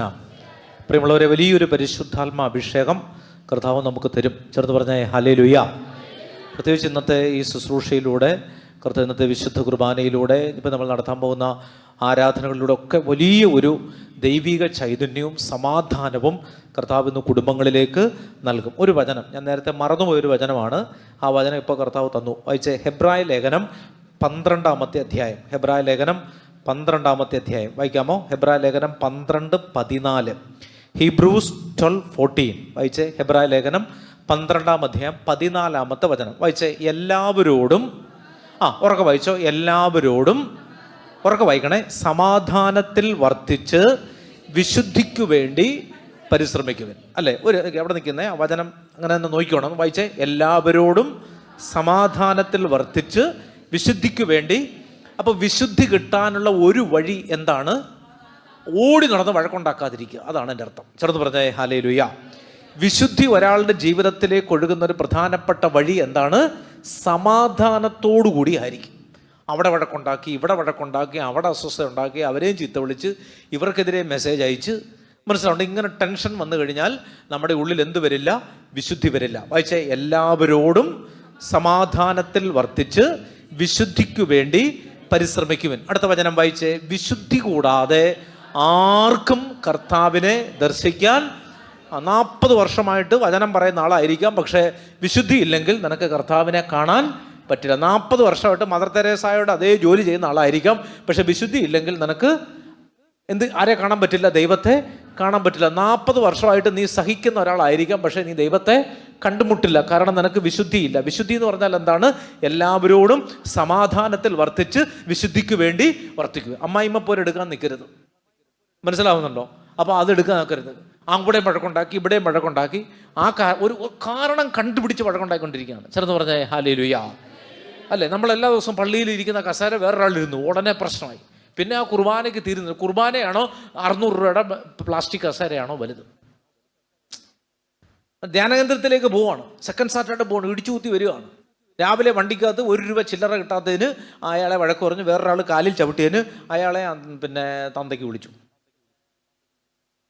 വരികയാണ്, വെറുതെ വരികയല്ലേ. ഞങ്ങളുടെ ഒരു പാത്രം കഞ്ഞി പോയതല്ലാതെ വേറെ ഒരു പ്രയോജനം ആ വ്യക്തിയെ കൊണ്ട് സഭയ്ക്കോ സമൂഹത്തിനോ ഉണ്ടായിട്ടില്ല. സ്തോത്രം. ചേർന്ന് പറഞ്ഞേ ഹല്ലേലൂയ. മനസ്സിലുണ്ടോ? വഴക്കുണ്ടാക്കാൻ കാരണം ഉണ്ടായിക്കൊണ്ടിരിക്കുകയാണ്. അല്ല, ഇത് പറയുമ്പോൾ നമ്മൾ വലിയ വിശുദ്ധനാന്നല്ല, നമ്മൾ ഇതിനു വേണ്ടി ശ്രമിക്കണം. പ്രിയമുള്ളവരെ, ശ്രമിക്കണം. ഈ വചനമൊക്കെ നമ്മൾ ചുമ്മാ ഒരു ഹൈപ്പിന് വേണ്ടി പറയുന്നല്ല, നമ്മളത് പരിശ്രമിക്കണം. മനസ്സിലാവുന്നുണ്ട്? ഇത് മറ്റുള്ളവരോട് ഇത് പറയണം, വീട്ടിലൊക്കെ ഇത് പറയണം. അല്ലേ, അടുത്ത വചനം, എല്ലാവരോടും സമാധാനത്തിൽ വർത്തിച്ച് വിശുദ്ധിക്കു വേണ്ടി പരിശ്രമിക്കുവാൻ. അല്ലേ, വിശുദ്ധി കൂടാതെ ആർക്കും കർത്താവിനെ ദർശിക്കാൻ സാധിക്കുകയില്ല. അടുത്ത വചനം വായിച്ചേ, 15-ാമത്തെ വചനം. ദൈവകൃപ ആർക്കും നഷ്ടപ്പെടാതിരിക്കാൻ ശ്രദ്ധിക്കും. ദൈവകൃപ നിന്റെ തലയ്ക്ക് മേൽ കർത്താവ് കൈവച്ചിരിക്കുകയാണ്. മനസ്സിലുണ്ട്? കയ്യെത്തും ദൂരത്ത് ചില അനുഗ്രഹങ്ങൾ പോകുന്നതിൻ്റെ കാരണമാണ് വചനം പറയുന്നത്. വായിച്ചേ. കാരണം എന്താണ്? വിദ്വേഷത്തിൻ്റെ വേര് വളർന്ന് ഉപദ്രവം ചെയ്യാതിരിക്കാൻ സൂക്ഷിക്കുവിൻ. അടുത്ത വചനം വായിച്ചേ. വിദ്വേഷം മൂലം പലരും അശുദ്ധരായി തീർന്നു. അല്ലേ, അപ്പം അശുദ്ധി ഉണ്ടെങ്കിൽ ആരെ കാണാൻ പറ്റില്ല? ദൈവത്തെ കാണാൻ പറ്റില്ല. ഇനി അശുദ്ധി എങ്ങനെ വരുന്നതിന് ഒരു പ്രധാനപ്പെട്ട വഴി എന്താണ്? അശുദ്ധി വരുന്ന ഒരു പ്രധാനപ്പെട്ട വഴി എന്താണ്? വിദ്വേഷമാണ്. നിങ്ങൾ മോശപ്പെട്ടതൊന്നും കാണുന്നില്ല, സമ്മതിച്ചു, ശരി, കറക്റ്റ്. നിങ്ങൾ മോശപ്പെട്ടതൊന്നും കേൾക്കുന്നില്ല, ശരി. പക്ഷെ ചോദ്യം ഇതാണ്, മനസ്സിൽ ഒരു കടുകിൻ്റെ അത്രയും വിദ്വേഷം ആരോടെങ്കിലും ഉണ്ടോ? എന്നാ പോയി, കംപ്ലീറ്റ് കാര്യങ്ങൾ കീഴ്മേൽ മറിഞ്ഞു. 2000 വചനം കാണാതെ പറഞ്ഞു എന്ന് പറഞ്ഞിട്ട് കാര്യമില്ല. 201 ദിവസം ധ്യാനകേന്ദ്രത്തിൽ രാത്രിയിൽ ആരാധനയ്ക്ക് ഇരുന്നു എന്ന് പറഞ്ഞിട്ട് കാര്യമില്ല. നത്തിങ്. വചനം പറയുകയാണ്, വിദ്വേഷത്തിൻ്റെ വേര് വളർന്നു. വേരിൻ്റെ പ്രത്യേകത എന്താ? വേര് നടുമ്പോൾ ശകലേ കാണത്തുള്ളൂ, പക്ഷെ മറിക്കുമ്പോഴോ വേര് അടിയിൽ പോയിട്ടുണ്ടാവും. ഒരു പ്ലാവ് നട്ടപ്പോൾ അതിൻ്റെ വേര് എന്തോരം ഉണ്ടായിരുന്നു? ഒരു വിരലിൻ്റെ അത്രേ ഉണ്ടായിരുന്നുള്ളൂ പ്ലാവ് നട്ടപ്പോഴേ. പക്ഷെ 25 വർഷം കഴിഞ്ഞ് ആ പ്ലാവ് നമ്മൾ മുറിച്ചു മാറ്റുമ്പോൾ അതിൻ്റെ വേര് പിന്നെ നമുക്ക് കാണാൻ പറ്റുമോ? അല്ല, ഇതുപോലെയാണ് വിദ്വേഷം. ഓരോ ദിവസം കഴിയുന്തോറും ഇതിൻ്റെ കാതൽ കൂടിക്കൊണ്ടിരിക്കും, വിദ്വേഷത്തിൻ്റെ കാതൽ. പിന്നെ ഇത് പറിച്ചെടുക്കാൻ പറ്റില്ല. മനസ്സിലാവണം? പിന്നെ മേളി വെച്ച് വെട്ടാവുന്നേ ഉള്ളൂ, പക്ഷെ അടിയിൽ വേരുണ്ട്. ഒരു കുമ്പസാരത്തിൽ കുറച്ച് ആശ്വാസം ലഭിക്കും, പക്ഷെ അതിന് അടുത്ത കുമ്പസാരം ആവുന്നതിന് മുമ്പിട്ട് വീഴും. കാരണം എന്താണ്? ഒരു വേര് കിടക്കാണ് അടിയിൽ. ഒരു വിദ്വേഷം ഇങ്ങനെ കിടക്കണം, കാണുമ്പോൾ തന്നെ അടിവരലേ എന്നൊരു പെരുപ്പ് കയറി വരികയാണ്. ഇത് മാറിയിട്ടില്ല, വേര് പോയിട്ടില്ല. ഇതൊക്കെ പറയുമ്പോൾ കേൾക്കുമ്പോൾ സങ്കടം വരും. മനസ്സിലാവുന്നുണ്ടോ? അതായത് നമ്മൾ ചെയ്തതെല്ലാം വെറുതെ ആയല്ലോ എന്ന് ചിന്തിക്കും. വിദ്വേഷം കിടക്കരുത്, വിദ്വേഷം കിടക്കരുത്. ഞങ്ങളെപ്പോഴും ശ്രദ്ധിക്കാറുണ്ട്. അതായത് ഇവിടെ ധ്യാനം നടക്കുന്ന സമയത്ത് ഡാനിലച്ഛൻ മുറിയിലിരുന്ന്, അച്ഛൻ്റെ ചാപ്പലിരുന്ന് ഒരുങ്ങും എന്ന് പറഞ്ഞാൽ അന്നത്തെ ദിവസം പറയാനുള്ള കാര്യങ്ങൾ കഴിവതും ഞങ്ങൾ അച്ഛനെ ഒരു കാര്യത്തിനും ഡിസ്റ്റർബ് ചെയ്യില്ല. അല്ല, ഇവിടെ ഇനി ഒരു ഭൂകമ്പം വന്നാലും, ഇവിടെ ഒരാൾ ഭയങ്കര, ഇപ്പോൾ കഴിഞ്ഞ പ്രാവശ്യത്തെ ഒരു ധ്യാനത്തിന് വന്നപ്പോൾ ഒരാൾക്ക് പെട്ടെന്ന് ചെറിയൊരു കാർഡിയാക് പ്രശ്നം ഉണ്ടായി, പെട്ടെന്ന് നമ്മൾ ICUവിലേക്ക് ഷിഫ്റ്റ് ചെയ്യേണ്ട വന്നു. കഴിഞ്ഞ പ്രാവശ്യത്തെ ധ്യാനത്തിന് ഒരു ഫിക്സ് വന്ന് വീണു, പെട്ടെന്ന് ICUവിലായി, പിന്നെ വെന്റിലേറ്ററിലായി. ആള് രക്ഷപ്പെട്ടു, കുഴപ്പമൊന്നുമില്ല. അങ്ങനെയുള്ള അസ്വസ്ഥതകൾ പോലും ചിലപ്പോൾ അച്ഛനെ നമ്മൾ അറിയിക്കില്ല. അല്ല, ഇവിടെ ചിലപ്പോൾ ഒരു ബുദ്ധിമുട്ടുണ്ടായി, ഉടനെ വിളിച്ച് അച്ഛനോട് പറയില്ല. കാരണം എന്താണ്? നമ്മൾ അങ്ങനെ ആ ഒരു കേൾക്കുമ്പോൾ ഉടനെ മാനുഷികമായിട്ട് ഇത് ചെയ്ത ആളോട് നമുക്കൊരു ദേഷ്യം ഉള്ളിൻ്റെ ഉള്ളിൽ തോന്നും. പ്രശ്നം എന്താണെന്നറിയാമോ? അതുകൊണ്ട് 300 പേർക്ക് ലഭിക്കേണ്ട ഒരു അഭിഷേകം ആ ഒരു ഫോൺ കോളിൽ ചിലപ്പോൾ നഷ്ടപ്പെടും. ചേർന്ന് പറഞ്ഞേ ഹല്ലേലൂയ. മനസ്സിലാവുന്നുണ്ടോ? അല്ലേ? ഉദാഹരണം പറഞ്ഞാൽ ഇവിടെ വെള്ളം തീർന്നു പോയെന്ന് വിചാരിക്കും. ഉദാഹരണം പറയുകയാണ്. ഇപ്പം വെള്ളത്തിന് ദൈവം സഹായിച്ച് ബുദ്ധിമുട്ടില്ല. നേരത്തെ നമ്മൾ ടാങ്കർ ലോറിയിൽ വെള്ളം വരുത്തുകയായിരുന്നു. ഉദാഹരണം പറയുകയാണ്, ഒരു ഉദാഹരണം. ധ്യാനം നടന്നുകൊണ്ടിരിക്കുകയാണ്. 300 പേര് വചനാഭിഷേകം നമ്മുടെ ധ്യാനിച്ചുകൊണ്ടിരിക്കുകയാണ്. ഇപ്പോൾ വെള്ളം തീർന്നു പോയി. കുളിക്കാൻ ആളുകൾക്ക് വെള്ളമില്ല. അപ്പോഴാണ് ടാങ്കർ ലോറി വിളിച്ച് പറയേണ്ട ഒരാളുണ്ട്. ആ പുള്ളി മറന്നുപോയതാണ് വെള്ളം പറയാൻ, അല്ലെങ്കിൽ ലോറിക്കാരൻ വിട്ടുപോയി കൊണ്ടുവരാൻ. നമ്മളത് അച്ഛനോട് പറയുമ്പോൾ സ്വാഭാവികമായിട്ടും പെട്ടെന്ന് നമുക്ക് അല്ലേ കേൾക്കുമ്പോൾ ഉടനെ മനുഷ്യരായതുകൊണ്ട് നമുക്ക് ടാങ്കർ ലോറി കൊണ്ടുവരാത്തവനോടും വെള്ളം കറക്റ്റിന് വിളിച്ചു പറയാത്തവരോടും ഉള്ളിൻ്റെ ഉള്ളിൽ എന്ത് തോന്നും? ഒരു കടുകിൻ്റെ അത്രയും വിദ്വേഷം തോന്നിയാൽ അന്നത്തെ ശുശ്രൂഷ കഴിഞ്ഞു, പോയി. അതാണ് എൻ്റെ റേഞ്ച്. നമുക്ക് ലഭിക്കുന്ന നമുക്ക് കിട്ടുന്ന ആത്മീയ കൃപകളും നമ്മുടെ മനസ്സുമായിട്ട് വലിയ ബന്ധമുണ്ട്. മനസ്സ് ക്ലിയർ ആണോ എന്നുള്ളതാണ്. ചേർന്ന് പറഞ്ഞേ ഹല്ലേലൂയ. പറഞ്ഞേ ഹല്ലേലൂയ. അല്ലേ? NSSലേക്ക് പിള്ളേർ സ്കൂളിൽ വിളിക്കുന്ന ഒരു മുദ്രാവാക്യമുണ്ട്, മനസ്സ് നന്നാകട്ടെ, നാട് നന്നാകട്ടെ. എനിക്ക് ഭയങ്കര ഇഷ്ടമാണ് ആ മുദ്രാവാക്യം. മനസ്സ് നന്നാകട്ടെ പിള്ളേർ വിളിക്കുന്നതാണ്. അർത്ഥമൊന്നും അറിഞ്ഞിട്ടൊന്നുമല്ല, എന്നാലും വിളിക്കും. മനസ്സ് നന്നാകട്ടെ, നാട് നന്നാകട്ടെ. എന്ന് പറഞ്ഞാൽ എന്താണ്? നിന്റെ മനസ്സ് നന്നായാലേ ഇരിക്കുന്ന പരിസരങ്ങൾ നന്നാവത്തുള്ളൂ. ഒരു വിത്ത് എറിഞ്ഞാൽ അതൊരു മരമായിട്ട് വളരണമെങ്കിൽ മനസ്സിൽ നന്മ വേണം. നമ്മൾ വെക്കുന്ന ചെടിയൊക്കെ നേരെ താഴോട്ട് പോകുന്നത് എന്തുകൊണ്ടാണെന്നറിയാം? ആനുള്ളില്ലാത്തതുകൊണ്ട്. ചേർന്ന് പറഞ്ഞേ ഹല്ലേലൂയ. പറഞ്ഞേ ഹല്ലേലൂയ. മനസ്സെന്ത് ചെയ്യണം? മനസ്സ് നന്നാവണം. നമ്മളിങ്ങനെ കൂട്ടായ്മയിലൊക്കെ ജീവിക്കുമ്പോൾ ചില ആളുകൾ നമ്മളെപ്പറ്റി എന്തെങ്കിലുമൊക്കെ പറയുന്നു. നമ്മൾ നല്ല ആളുകളൊന്നും അല്ലല്ലോ. അപ്പം മോശക്കായ ചില കാര്യങ്ങൾ പറയും, അതതിൻ്റെ വഴിക്കും കൂട്ടേക്കണം. അതിൻ്റെ പുറകെ പോയിട്ട് അതിൻ്റെ ഉത്ഭവസ്ഥാനം പ്രഭവസ്ഥാനം കണ്ടെത്താൻ നീ ജോഗ്രഫിയുടെ സാറൊന്നും അല്ലല്ലോ. എൻ്റെ ഉത്ഭവസ്ഥാനം കണ്ടെത്തിയിട്ട് ഇപ്പം പ്രത്യേകിച്ച് ഉപകാരമൊന്നുമില്ല. ആരാണ് എനിക്കെതിരെ ഇത് പറഞ്ഞത്? അവനെ കണ്ടിട്ടേ ഉള്ളൂ കാര്യം എന്ന് വിചാരിച്ചടക്കരുത്. മനസ്സിലാവുന്നുണ്ടോ? വചനം പറയാണ്, ദൈവകൃപ നഷ്ടമാകാതിരിക്കാൻ നിങ്ങൾ എന്ത് ചെയ്യണം? സൂക്ഷിക്കണം. ദൈവകൃപ നഷ്ടമാകുന്ന ഒരു പ്രധാനപ്പെട്ട വഴി ഏതാണ്? വിദ്വേഷത്തിൻ്റെ വേര് വളർന്ന് ഉപദ്രവം ചെയ്യാതിരിക്കാൻ സൂക്ഷിക്കുവിൻ. ഇരിക്കുന്ന ഇടം ദ്രവിക്കും. അതാണ് വിദ്വേഷത്തിൻ്റെ പ്രത്യേകത. ഇരിക്കുന്ന ഇടം ദ്രവിച്ചു. ഈ വിദ്വേഷം വരുന്നത്, വിദ്വേഷം ചെതല് പോലാണെന്ന് വിചാരിച്ചോ. വിദ്വേഷം വെച്ചുകൊണ്ട് നീ ഒരു കസേരയിൽ ഇരുന്നാൽ നിനക്കൊരു ദൈവാനുഗ്രഹം ആ വഴി കിട്ടില്ല. അപ്പം അതുകൊണ്ട് നമ്മളിനി 8 നോമ്പിലേക്ക് പ്രവേശിക്കുകയാണ്. നിങ്ങൾ അറിഞ്ഞായിരുന്നോ? അറിഞ്ഞില്ലെങ്കിൽ അറിയിക്കുകയാണ്. സഭയിലെ ഒരു നോമ്പാണ്, അല്ലേ? കമ്പൾസറി നോമ്പല്ല, പക്ഷേ നമ്മുടെ ആത്മീയ ജീവിതത്തെ ഒരുപാട് സഹായിക്കുന്ന നോമ്പാണ് 8 നോമ്പ്. ചേർന്ന് പറഞ്ഞേ ഹല്ലേലൂയ.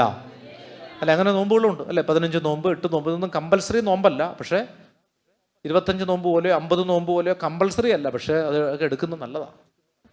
മനസ്സിങ്ങനെ നോമ്പെടുക്കുന്നത് എന്തിനാണ്? ഇങ്ങനെ മനസ്സ് നവീകരിക്കപ്പെടാൻ വേണ്ടിയിട്ടാണ്. മാതാവിൻ്റെ ജന്മദിനവുമായിട്ട് ബന്ധപ്പെട്ടതാണ്, ജനന തിരുനാളുമായിട്ട് ബന്ധപ്പെട്ട നോമ്പാണ്. പൗരസ്ത്യ സഭയിലേക്ക് ഒരു നോമ്പാണ് 8 നോമ്പ്. സെപ്റ്റംബർ 1 മുതൽ 8 വരെ കൂടുതൽ ജപമാല പ്രാർത്ഥനകളൊക്കെ ചൊല്ലി പ്രാർത്ഥിക്കണം.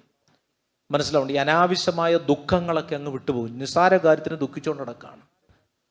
മനസ്സിലാവും? ഇപ്പം അമേരിക്കയിൽ എന്തായിരിക്കും, എന്തായിട്ട് നിനക്കെന്ത്? നീ ഇവിടെ ഇരിക്കല്ലേ? ഇതാണ് ചിലരുടെ വിഷയം. കർത്താവ് പറഞ്ഞത് എന്താണ്? നാളത്തെ ദിനത്തെ പറ്റി നീ എന്ത് ചെയ്യരുത്? ആകുലപ്പെടരുത്. നാളത്തെ ദിനം തന്നെ അതിനെപ്പറ്റി ആകുലപ്പെടും. നീ ആകുലപ്പെടണ്ട.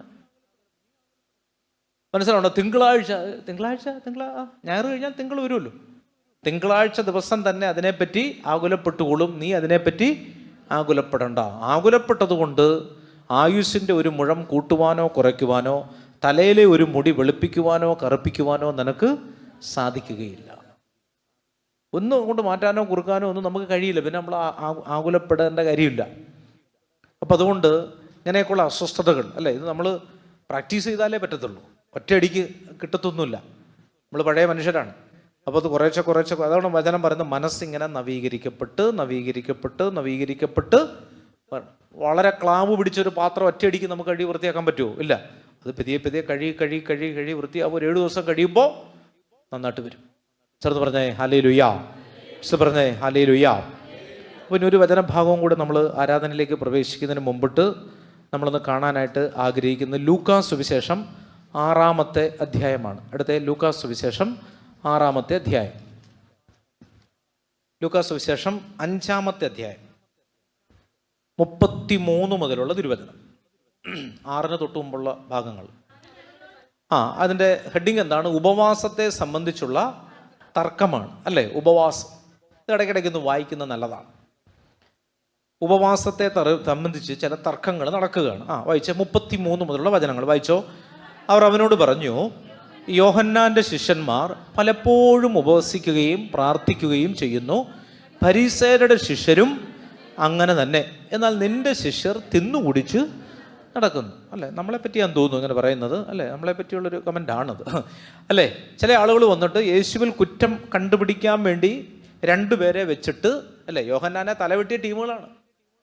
ഇന്നലെ ആയിരുന്നു യോഹന്നാൻ്റെ ശിരച്ഛേദനത്തിൻ്റെ തിരുനാൾ. യോഹന്നാനെ തലവെട്ടിയ ആളുകളാണ്. അവർ വന്നിട്ട് ഇപ്പോൾ പറയുകയാണ്, യോഹന്നാൻ്റെ ശിഷ്യന്മാർ 24 മണിക്കൂർ ഉപവസിക്കുകയും പ്രാർത്ഥിക്കുകയൊക്കെ ചെയ്യുന്നുണ്ടല്ലോ, എന്നാൽ നിന്റെ ശിഷ്യന്മാരെ എപ്പോഴും കാറ്ററിംഗാറുടെ കാണാനുള്ളൂ. അവരെ വേറെങ്ങ് ഡൈനിങ് അല്ല, ഏതെങ്കിലും ഓഡിറ്റോറിയത്തിൽ അവരെ കാണാൻ പറ്റും. മറ്റവരെ പള്ളിയിൽ കാണുമ്പോൾ ഇവരെ കാണുന്നത് എവിടെയാണ്? ഓഡിറ്റോറിയത്തിലാണ്, അല്ലെ? അവരെപ്പോഴും ഇങ്ങനെ ഭക്ഷണമൊക്കെ കഴിച്ച് ഇങ്ങനെ നടക്കുകയാണ്, അല്ലെ? അവരെപ്പോഴും ഇങ്ങനെ സന്തോഷിച്ച് നടക്കുകയാണ്. നമ്മൾ ആദ്യം പറഞ്ഞ കാര്യമാണത്. അല്ല, ഇച്ചിരി വിഷമിച്ചൊക്കെ നടക്കണ്ടേ, എന്നാലല്ലേ അവർ കർത്താവിനെ പ്രാർത്ഥനക്കാരാണെന്ന് അറിയത്തുള്ളൂ. ഇത്തിരി വ്യാകുലത്തോടു കൂടിയൊക്കെ നടക്കണ്ടേ, എന്നാലല്ലേ നമ്മളൊരു പ്രാർത്ഥിക്കുന്ന ആളുകളാണെന്ന് തിരിച്ചറിയത്തുള്ളൂ. ഇതാണ് വചനം. നിന്റെ ആളുകൾ എപ്പോഴും ഇങ്ങനെ സന്തോഷിച്ച് കൈയൊക്കെ തുടച്ച് ഇങ്ങനെ നടക്കുകയാണല്ലോ എന്ന് പറയുകയാണ്. താഴോട്ട് വായിച്ചേ. യേശു അവരോട് പറഞ്ഞു, മണവാളൻ കൂടെയുള്ളപ്പോൾ മണവറത്തോഴരെ കൊണ്ട് ഉപവസിക്കുവാൻ നിങ്ങൾക്ക് മണവറത്തോഴർ എന്ന് പറഞ്ഞാൽ ആരാന്നാണ്? മണവാളൻ കഴിച്ചു വെച്ച ആപ്പിളിൻ്റെ ബാക്കി കഴിക്കുന്നത് മണവറത്തോഴരാണ്. മനസ്സിലാവുന്നുണ്ടോ? ഒരു കല്യാണ വീട്ടിൽ ആരെങ്കിലും ഉപവസിക്കുമോ? മനസ്സിലാവുന്നുണ്ടോ? കല്യാണ വീട്ടിൽ ഉപവസിക്കേണ്ട കാര്യമില്ല. കല്യാണ വീട്ടിൽ എല്ലാവരും കൂടെ ഒരു നന്ദനം പറയണേ, ഞാൻ ഉപവാസമാണ്, അങ്ങനെയാണ് ഉപവസിക്കുന്നവർ വീട്ടിൽ ഇരിക്കണം. പിന്നെ കല്യാണത്തിന് പോകുന്നത് എന്തിനാണ്? അല്ലേ? അപ്പോൾ ഈശോയോടടുത്ത് ഇതേ പരാതി തന്നെ പറയുകയാണ്. അവർ ഭയങ്കര ആത്മീയതയിൽ പ്രാർത്ഥിക്കുകയും പാടുകയൊക്കെ ചെയ്യുന്നു, അവരെപ്പോഴും ഉപവാസമാണ്. പക്ഷെ നിന്റെ ആളുകൾ എന്ത് ചെയ്യുന്നില്ല? ഉപവസിക്കുന്നില്ല. അവരെപ്പോഴും ഇങ്ങനെ തിന്നും കുടിച്ച് നടക്കുകയാണല്ലോ. അപ്പോൾ കർത്താവ് പറഞ്ഞൊരു മറുപടി എന്താണ്? യേശു പറഞ്ഞു, മണവാളൻ കൂടെ ഉള്ളപ്പോൾ മണവറത്തോഴർക്ക് ഉപവസിപ്പിക്കാൻ നിങ്ങൾക്ക് കഴിയുമോ? അവർ ഉപവസിക്കും എന്നാണ് വായിച്ചേ 35. എന്നാൽ മണവാളൻ അവരിൽ നിന്ന് അകറ്റപ്പെടുന്ന ദിവസങ്ങൾ വരും, അപ്പോൾ അവർ ഉപവസിക്കും. അല്ലേ? കർത്താവിൻ്റെ ശിഷ്യന്മാർ ഉപവസിച്ചായിരുന്നോ? ഉപവസിച്ചു. എപ്പോഴാണ്? സ്വർഗാരോഹണ തിരുനാളിൻ്റെ അന്ന് മുതൽ പെന്തക്കോസ്ത വരെയുള്ള 10 ദിവസങ്ങൾ കർത്താവ് പറഞ്ഞു, നിങ്ങൾ നഗരം വിട്ട് പോകരുത് എന്ന് പറഞ്ഞാൽ അതെന്താണെന്നറിയാം? ചില സൂചനയാണ്. ഈശോ ഉയർത്തെഴുന്നേറ്റ് വന്നപ്പോൾ ചില ആളുകൾ കൂട്ടത്തിൽ ഉണ്ടായിരുന്നില്ല. ആരാണ്? തോമസ് ലീഗായൊക്കെ കറങ്ങിടക്കാൻ പോയിരിക്കുമായിരുന്നു. ചില ആളുകൾ തിബേരിയാസ് കടൽ തീരത്ത് മീൻ പിടിക്കാൻ വേണ്ടി പോയി, അല്ലേ? പത്രോസ് പറഞ്ഞു, ഞാനും വരുന്നു, നിങ്ങളും വരുന്നോ? മീൻ പിടിക്കാൻ പോയി. ഓർക്കുന്നുണ്ടോ? അതുകൊണ്ട് ഈശോ പറയുകയാണ്, നിങ്ങൾ എന്ത് ചെയ്യരുത്? കച്ചവട കാര്യങ്ങളും പറഞ്ഞുകൊണ്ട് നടക്കരുത്. 10 ദിവസം നിങ്ങൾ എന്ത് ചെയ്യണം? ഉപവസിക്കണം. മണവാളൻ എടുക്കപ്പെട്ടു സ്വർഗാരോഹണ തിരുനാളിൻ്റെ അന്ന്. ചേർന്ന് പറഞ്ഞേ ഹല്ലേലൂയ. മണവാളൻ എടുക്കപ്പെട്ടു. കർത്താവ് പറഞ്ഞു, ഉന്നതത്തിൽ നിന്ന് ശക്തി ധരിക്കുന്നത് വരെ നിങ്ങൾ നഗരം വിട്ട് പോകരുത്. അപ്പസ്തോല പ്രവർത്തനം 1-ാം അധ്യായത്തിൽ നമ്മൾ കാണുന്നു, അവർ സെഹിയോൻ മാളികയുടെ 1-ാമത്തെ നിലയിൽ പോയിരുന്ന് യേശുവിൻ്റെ അമ്മയായ മറിയത്തോടും മറ്റു ശിഷ്യന്മാരോടും ഒപ്പം ഒരുമിച്ച് പ്രാർത്ഥനയിൽ മുഴുകിയിരുന്നു. ചേർന്ന് പറഞ്ഞേ ഹല്ലേലൂയ. പറഞ്ഞേ ഹല്ലേലൂയ. പരിശുദ്ധാത്മ അഭിഷേകത്തിനു വേണ്ടി അവരെന്ത് ചെയ്യും? കാത്തിരുന്ന് പ്രാർത്ഥിക്കുന്ന ഒരു സമയമുണ്ട്. പ്രാർത്ഥിക്കുക ഒരു സമയമുണ്ട്, ആ സമയത്ത് പ്രാർത്ഥിക്കണം. സന്തോഷിക്കുക ഒരു സമയമുണ്ട്, ആ സമയത്ത് സന്തോഷിക്കണം. മനസ്സിലാവുണ്ട്? ഒരു കല്യാണ വീട്ടിലേക്ക് എന്നിട്ട് പറയാണ്, ഞാൻ 21 ദിവസം ഉപവാസമാണ്, പിന്നെ നീ പോണ്ട കാര്യമില്ലല്ലോ. അതൊക്കെ വിവേകത്തോടു കൂടി വേണം നമ്മൾ എന്ത് ചെയ്യാനായിട്ട്?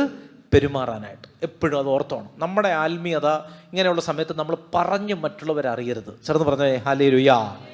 പറഞ്ഞേ ഹല്ലേലൂയ. മനസ്സിലാവുന്നുണ്ടോ? അപ്പോൾ അതുകൊണ്ട് നമ്മളത് പുറമേ കാണിക്കാനുള്ളതല്ല. അപ്പോൾ ഈശോ പറഞ്ഞത് എന്താണ്?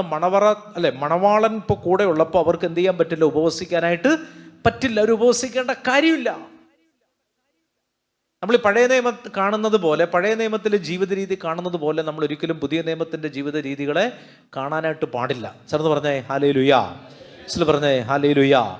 അല്ലേ? സഭ പറഞ്ഞിരിക്കുന്ന ദിവസങ്ങളുണ്ട്, ആ ദിവസങ്ങൾ ഉപവസിക്കണം. പ്രാർത്ഥിക്കണം. ഇനി നമുക്ക് വ്യക്തിപരമായിട്ടൊരു ഉപവാസം എടുക്കണം, അത് 4 പേരോട് പറയേണ്ട കാര്യമില്ല. നമ്മൾ പ്രാർത്ഥിക്കണം. ഈ കാലഘട്ടത്തിൽ നിങ്ങൾക്ക് ആഹാരം മാറ്റിവെക്കുന്നതിനേക്കാൾ ഏറ്റവും നല്ല ഉപവാസം ഫ്രാൻസിസ് മാർപ്പാപ്പ പറഞ്ഞത് സൈബർ ഫാസ്റ്റിംഗ് ആണ്. അതാണ് സൈബർ ഫാസ്റ്റിംഗ്.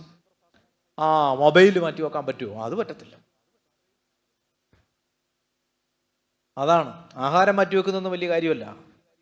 ഇൻ്റർനെറ്റ് ഉപയോഗിക്കാതിരിക്കാൻ പറ്റുമോ? അതൊരു നല്ല കാര്യമാണെന്നാണ് ഞാൻ പറഞ്ഞതല്ല. എനിക്ക് വലിയ പാടാണ്, എനിക്ക് ഭയങ്കര ബുദ്ധിമുട്ടാണ്. ഞാൻ പറഞ്ഞതല്ല, ആര് പറഞ്ഞതാണ്?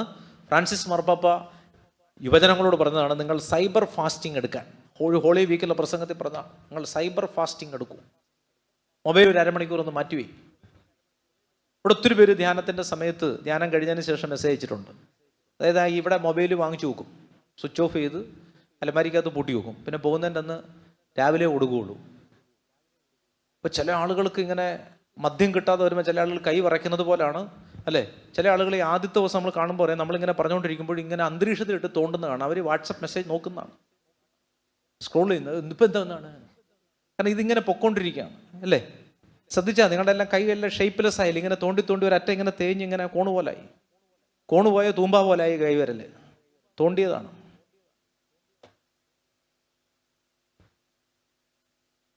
പക്ഷേ ധ്യാനമൊക്കെ കഴിഞ്ഞിട്ട് അവരോട് പറഞ്ഞൊരു കാര്യമുണ്ട്. പലരും ഒത്തിരി പേര് മെസ്സേജ് അയച്ചിട്ടുണ്ട്. അത് കഴിഞ്ഞിട്ട് ഇങ്ങനെ ഒരു സാക്ഷ്യം പോലെ പറഞ്ഞിട്ടുണ്ട്, ഭയങ്കര അഡിക്ഷൻ ആയിരുന്നു. എന്തിനായിട്ട്? മൊബൈലായിട്ട്. പള്ളിയിൽ നിൽക്കുമ്പോൾ പോലും അറിയാതെ, അത് അറിഞ്ഞുകൊണ്ട് ചെയ്യുന്നതല്ല, അറിയാതെ ചെയ്യുന്നൊരു കാര്യമാണ്. അറിയാതെ ചെയ്യുന്നൊരു കാര്യം. ഇപ്പോൾ ഒരു കൊതുക് വന്നിരിക്കുന്നു, അറിഞ്ഞുകൊണ്ട് അടിക്കുന്നതാണോ? അല്ല, അറിയാതെ അടിക്കുന്നതാണ്. എന്ന് പറഞ്ഞതുപോലെ ഇതൊരു റിഫ്ലക്സീവ് പ്രവർത്തനമായിട്ട് മാറി, ഒരു റിഫ്ലക്ഷനായിട്ട് മാറി. എന്ന് പറഞ്ഞാൽ അറിയാതെ എടുത്ത്. ഇപ്പം ആരെങ്കിലും മെസ്സേജ് അയച്ചു കാണുമോ? ആരും അയച്ചിട്ടൊന്നുമില്ല. ഇപ്പം എന്തെങ്കിലും മെസ്സേജ് വന്ന് കാണുമോ? ഒന്നും വന്നിട്ടില്ല. നമ്മുടെ ഒരു ഉള്ളിൻ്റെ ഇപ്പം എന്തെങ്കിലും മെസ്സേജ്, ഇപ്പം നിങ്ങൾ വെറുതെ ശ്രദ്ധിച്ചാൽ മതി. നിങ്ങളിപ്പോൾ ഇത് പറഞ്ഞുകൊണ്ടൊരു പക്ഷേ നിങ്ങൾ ചെയ്യത്തില്ലായിരിക്കും. ധ്യാനം കഴിഞ്ഞ് ഇറങ്ങുമ്പോൾ നിങ്ങൾ മുറ്റത്തിറങ്ങുമ്പോൾ ആദ്യം നിങ്ങൾ ചെയ്യുന്നതാണ്. എത്ര പേര് അവിടെ പോയി തട്ടി വീണിട്ടോന്ന് അറിയാമോ? മൊബൈൽ നോക്കി പോകുന്നതാണ്. അല്ലാതെ അവിടെ ഇൻ്റർലോക്ക് തന്നെയതല്ല. പടപട ചില ആളുകൾ വീഴുന്നതാണ്. മുമ്പിൽ നിൽക്കുന്ന ആളുകളൊക്കെ ഇടിച്ചു മറിഞ്ഞിട്ട് വീഴുന്നതാണ്. അഭിഷേകം കൂടിയിട്ടല്ല, നിങ്ങൾ നോക്കി പോകുന്നതാണ്. കാരണം 10 മണി മുതലുള്ള മെസ്സേജുകൾ നമ്മൾ എന്ത് ചെയ്തിട്ടില്ല, നോക്കിയിട്ടില്ല. നമ്മുടെ ഉള്ളിൻ്റെ ഉള്ളിൽ ഒരു സാധനം ഉണ്ട്. എന്താണ്? ഇതിനകത്ത് വന്നിരിക്കുന്നത് എന്താണ്? നിങ്ങൾ വിചാരിക്കും ഞാൻ നോക്കത്തില്ലെന്ന്. ഞാൻ ഉടനെ നോക്കും. നിങ്ങൾ അവിടെ പോയല്ലേ നോക്കുന്നത്, ഞാൻ ഇത് കണ്ടിറങ്ങി അവിടെ നോക്കും. അപ്പോൾ അതാണ് ഒരു ഫാസ്റ്റിംഗ്, അല്ലേ? എന്താണ്? ഒരു സൈബർ ഫാസ്റ്റിംഗ്. അത് നല്ലതാണ്, അല്ല? ഞാനിപ്പോൾ 2 മണിക്കൂർ നേരത്തേക്ക് മൊബൈൽ ഉപയോഗിക്കും, ഞായറാഴ്ച ഉച്ചയ്ക്ക് ഉപയോഗിക്കുകയുള്ളൂ. അങ്ങനെ തീരുമാനം എടുത്തു. പ്രാർത്ഥിക്കുന്ന സമയത്ത് നമ്മളത് ഉപയോഗിക്കില്ല. വൈകുന്നേരം 6 മണി അങ്ങനെ ഉപയോഗിക്കുന്ന എത്ര കുടുംബങ്ങളെ കണ്ടെന്നറിയോ? ഒരാൾ എന്നോടൊന്ന് പറഞ്ഞു, അച്ഛാ, ഞാൻ ചോദിച്ചു ഇന്നലെ വിളിച്ചായിരുന്നല്ലോ, അത് തിരിച്ചു വിളിച്ചില്ലല്ലോ. വിളിക്കണ്ടേ? ഒരു അത്യാവശ്യം ചോദിക്കാനല്ലേ വിളിച്ചത്. അപ്പോൾ എന്നോട് പറഞ്ഞാൽ സോറി അച്ഛാ. എപ്പോഴാണ് വിളിച്ചത്? ഞാൻ പറഞ്ഞില്ല, ഇന്നലെ രാത്രി ഒരു 7:45 ഞാൻ വിളിച്ചായിരുന്നു, തിരിച്ചു വിളിച്ചില്ലല്ലോ. അയ്യോ സോറി അച്ഛാ. 6 മണി കഴിഞ്ഞാൽ പിന്നെ ഫോൺ എടുക്കത്തില്ല. അത് പിന്നെ വീട്ടിൽ പിള്ളേരുമായിട്ടൊക്കെ സംസാരിക്കാനുള്ള സമയം, പിള്ളേരുടെ ഹോംവർക്ക് ചെയ്യിപ്പിച്ചു കൊടുക്കാനുള്ള സമയം, പിന്നെ ഞങ്ങൾ കുറച്ച് നേരം ഇരുന്ന് പ്രാർത്ഥിക്കും, പിന്നെ ഭക്ഷണം കഴിക്കും. ആ സമയത്ത് നോ മൊബൈൽ. എനിക്ക് ഭയങ്കര സന്തോഷം തോന്നി. കാര്യം എനിക്ക് നടക്കാത്തതിന് ദേഷ്യം വന്നു. പക്ഷേ ഇദ്ദേഹത്തെ പിന്നെ കണ്ടപ്പോൾ ഞാൻ ചോദിച്ചു, എന്താ സാറേ ഫോൺ എടുക്കാഞ്ഞത്? അവൻ പറഞ്ഞു, അച്ഛാ എപ്പോഴാണ് വിളിച്ചത്? 7:45. Sorry sir. അച്ഛാ 6 മണി കഴിഞ്ഞാൽ പിന്നെ ഞങ്ങളുടെ വീട്ടിൽ ഞങ്ങൾ സാധാരണഗതിയിൽ മൊബൈൽ ഉപയോഗിക്കാറില്ല. ഓക്കെ, അത് ശരി കൂടുതലാണ്, എന്നാലും അവരുടെ ആത്മീയത അതാണ്. അവർക്ക് അതിനോട് പറ്റുന്നുണ്ടല്ലോ. നമുക്ക് കിടക്കേണ്ട തലകണയുടെ അപ്പുറത്തും ഇപ്പുറത്തും ഇല്ലേ നമ്മൾ വെച്ചിരിക്കുന്നത്. നമുക്ക് പറ്റാത്തത് വേറൊരാൾക്ക് പറ്റുമ്പോൾ നമ്മളതിൽ അവരെ എന്ത് ചെയ്യണം? അഭിനന്ദിക്കണം. ചേർന്ന് പറഞ്ഞേ ഹല്ലേലൂയ, അല്ലേ? നമുക്ക് പറ്റത്തില്ല. നമുക്ക് അന്നൊരു ഇതല്ല, അല്ലേ? നമ്മൾ രാവിലെ എഴുന്നേക്കുന്നത് തന്നെ ഇതുള്ളത് കൊണ്ടാണ്, അല്ല? നമ്മൾ അത്ര റിലേറ്റഡ് ആണ് ഇതുമായിട്ട്. മോശമൊന്നുമല്ല, നല്ലതാണ്, ഒരു പരിധിവരെ നല്ലതാണ്. പിന്നെ അതിൻ്റെതായ ഇതുകൊണ്ട് നമ്മളതിനെ വിവേകത്തോടുകൂടി ഉപയോഗിക്കുമെന്ന് മാത്രമേ ഉള്ളൂ. ചേർന്ന് പറഞ്ഞേ ഹല്ലേലൂയ. ഓക്കെ, അപ്പോൾ ഇതുകൂടെ വായിച്ച് നമുക്ക് നിർത്താം. 36 മുതലുള്ള തിരുവചനം വായിച്ചേ. അവൻ അവരോട് ഒരു ഉപമയും പറഞ്ഞു. ആരും അതാണ് പ്രധാനപ്പെട്ടത്. ആരും പുതിയ വസ്ത്രത്തിൻ്റെ കഷ്ണം കീറിയെടുത്ത് പഴയ വസ്ത്രത്തോട് ചേർക്കാറില്ല. അങ്ങനെ ചെയ്താൽ പുതിയ വസ്ത്രം കീറുന്നു എന്ന് മാത്രമല്ല, പുതിയ കഷണം പഴയതിനോട് ചേരാതെ വരികയും ചെയ്യും. ചേർന്ന് പറഞ്ഞേ ഹല്ലേലൂയ. ഞാൻ ഈ വചനം വായിപ്പിച്ചത് മനസ്സിൻ്റെ നവീകരണം എന്ന് പറയുന്നൊരു വാക്ക് നിങ്ങൾ നേരത്തെ കേട്ടായിരുന്നല്ലോ. മനസ്സിൻ്റെ നവീകരണം. സന്തോഷം ഉണ്ടാകാനുള്ളൊരു പ്രധാനപ്പെട്ട വഴി എന്താണ്? മനസ്സിൻ്റെ നവീകരണം. അത് പൗലോസ്ലീഹ പറയുന്ന ഒരു ഫ്രേസാണ്, മനസ്സിൻ്റെ നവീകരണം. ശ്രദ്ധിക്കേണ്ട ഒരു കാര്യം, ഈ മനസ്സിൻ്റെ നവീകരണം എങ്ങനെ സംഭവിക്കുമെന്നാണ് ഈശോ പഠിപ്പിക്കുന്നത്. ഒറ്റ ഒരു ഉദാഹരണം, ഒരു സിമ്പിൾ ഉദാഹരണം, ഒരു പഴംതുണി എടുത്തു വെച്ചാണ് കർത്താവ് ഒരു ഉദാഹരണം പറയുന്നത്.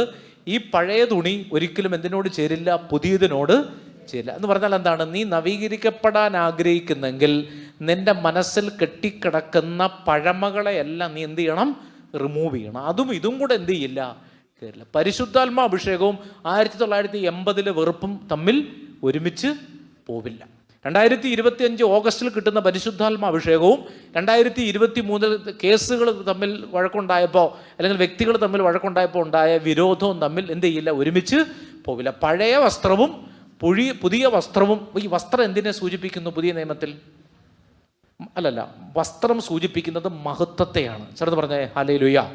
അല്ലെ, റോബ് ഓഫ് ഗ്ലോറി എന്നാണ് അതിനെ പറയുന്നത്. Rob of glory.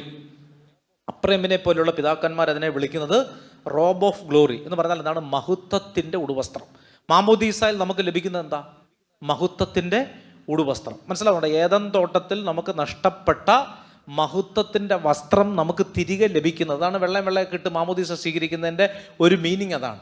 എന്താണ് അതിൻ്റെ അർത്ഥം? എന്താണ്? നമുക്ക് ഏദൻ തോട്ടത്തിൽ വെച്ച് അവർ നഗ്നരാണെന്നൊക്കെ അറിഞ്ഞില്ലേ? അപ്പോൾ അവർക്ക് കർത്താവ് മാമോദീസായിൽ എന്ത് നൽകി? പറയൂ, എന്ത് നൽകി? നഷ്ടപ്പെട്ടു പോയ മഹത്വത്തിൻ്റെ ഉടുവസ്ത്രം നമുക്ക് നൽകപ്പെടുന്നത് എവിടെ വെച്ചാണ്? മാമോദീസായിലാണ്. അപ്പോൾ മഹത്വത്തിൻ്റെ ഉടുവസ്ത്രം പഴയതിനോട് എന്ത് ചെയ്യില്ല? ചേരും. നമ്മൾ ഇട്ടിരിക്കുന്ന പഴയതിനോട് പുതിയത് ചേരത്തില്ല. മനസ്സിലാവുന്നുണ്ടോ? ആ മനസ്സിൻ്റെ പഴയ കാര്യങ്ങളോട് ഈ പുതിയ ഉടുവസ്ത്രം എന്ത് ചെയ്യില്ല? ഒരുമിച്ച് പോവില്ല. ചേർന്ന് പറഞ്ഞേ ഹല്ലേലൂയ. അപ്പോൾ നമ്മൾ എന്ത് ചെയ്യണം? നമ്മുടെ മനസ്സിൽ പണ്ട് തൊട്ടുണ്ടായിരുന്ന കാര്യങ്ങളെ, അല്ലേ, ഞാൻ 5ാം ക്ലാസ്സിൽ പഠിക്കുമ്പോൾ അവൻ എന്താണ് എന്നോട് ചെയ്തത്? പഴയ കാര്യങ്ങളാണ്. ആ പഴയ വസ്ത്രം ഈ പുതിയ അഭിഷേകത്തോട് ഒരിക്കലും ചേരുകയില്ല. ചേർന്ന് പറഞ്ഞേ ഹല്ലേലൂയ. പറഞ്ഞേ ഹല്ലേലൂയ. ഇനി വായിച്ചേ. അങ്ങനെ ചെയ്താൽ പുതിയ വസ്ത്രം കീറുന്നു എന്ന് മാത്രമല്ല, പുതിയ കഷണം പഴയതിനോട് ചേരാതെ വരികയും ചെയ്യും. 37 വായിച്ചേ. 37ാമത്തെ വചനം. ആരും പുതിയ വീഞ്ഞ് പഴയ തോൽക്കുടങ്ങളിൽ ഒഴിച്ചു വെക്കാറില്ല. അല്ലേ, ഈ വീഞ്ഞെന്ന് സൂചിപ്പിക്കുന്ന ഇവിടെ എന്താണ്? മഹത്വമാണ്, പരിശുദ്ധാത്മാ അഭിഷേകം. വായിച്ചോണം. ആരും അല്ലേ ഈ പുതിയ വീഞ്ഞ് പഴയ തോൽക്കുടങ്ങളിൽ ഒഴിച്ചു വെക്കാറില്ല. അങ്ങനെ ചെയ്താൽ പുതിയ വീഞ്ഞ് പഴയ തോൽക്കുടങ്ങൾ ഭേദിച്ച് ഒഴുകിപ്പോകുകയും തോൽക്കുടങ്ങൾ നശിക്കുകയും ചെയ്യും. ഒഴുകിപ്പോയത് ഏത് വീഞ്ഞാണ്? ഒഴുകിപ്പോകുന്ന ഏത് വീഞ്ഞാണ്? വായിക്കത് 37 വായിക്കൂ, ശ്രദ്ധിക്കണം. അല്ല, ഒഴുകിപ്പോയത് ഏത് വീഞ്ഞാ? പഴയതാണോ പുതിയതാണോ? പഴയതെന്താണ്? പഴയതെന്ന് പറഞ്ഞ് നമ്മൾ ഉദ്ദേശിക്കുന്നത് എന്താ? ഈ വിദ്വേഷം, വെറുപ്പ്. പുതിയ വീഞ്ഞെന്ന് ഉദ്ദേശിക്കുന്നത് എന്താ? പരിശുദ്ധാത്മാ അഭിഷേകം. അങ്ങനെയെങ്കിൽ നഷ്ടപ്പെടുമ്പോൾ ആദ്യം നഷ്ടപ്പെടുന്നത് എന്താണ്? പറയൂ, എന്താണ് നഷ്ടപ്പെടുന്നത്? ഇപ്പൊ കിട്ടിയ പുതിയ അഭിഷേകം നഷ്ടപ്പെടും. പഴയത് അതുപോലെ ഇരിക്കും. അത് ആർക്ക് വേണം? മനസ്സിലാവുന്നുണ്ടോ? പഴയതും പുതിയതും തമ്മിൽ ചേരുമ്പോൾ ഒരു നഷ്ടം വന്നാൽ, നിങ്ങൾക്ക് മനസ്സിലാവുന്നു? ഒരു നഷ്ടം വന്നാൽ നഷ്ടപ്പെടുന്നത് എന്താണ്? പഴയ വീഞ്ഞാണോ പോന്നേ? അല്ല, പുതിയ വീഞ്ഞാ പോന്നെ. 37 വായിച്ചേ. 37.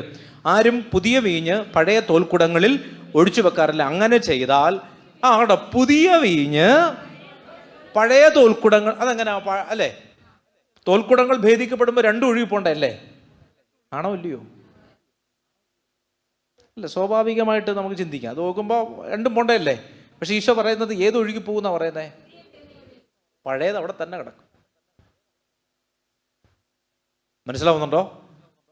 പഴയതിനെ ബോധപൂർവം എടുത്തു കളഞ്ഞില്ലെങ്കിൽ അതെന്ത് ചെയ്യും? അവിടെ തന്നെ കിടക്കും. പക്ഷെ പുതിയത് പോകാൻ ചെറിയൊരു ധാരം മതി.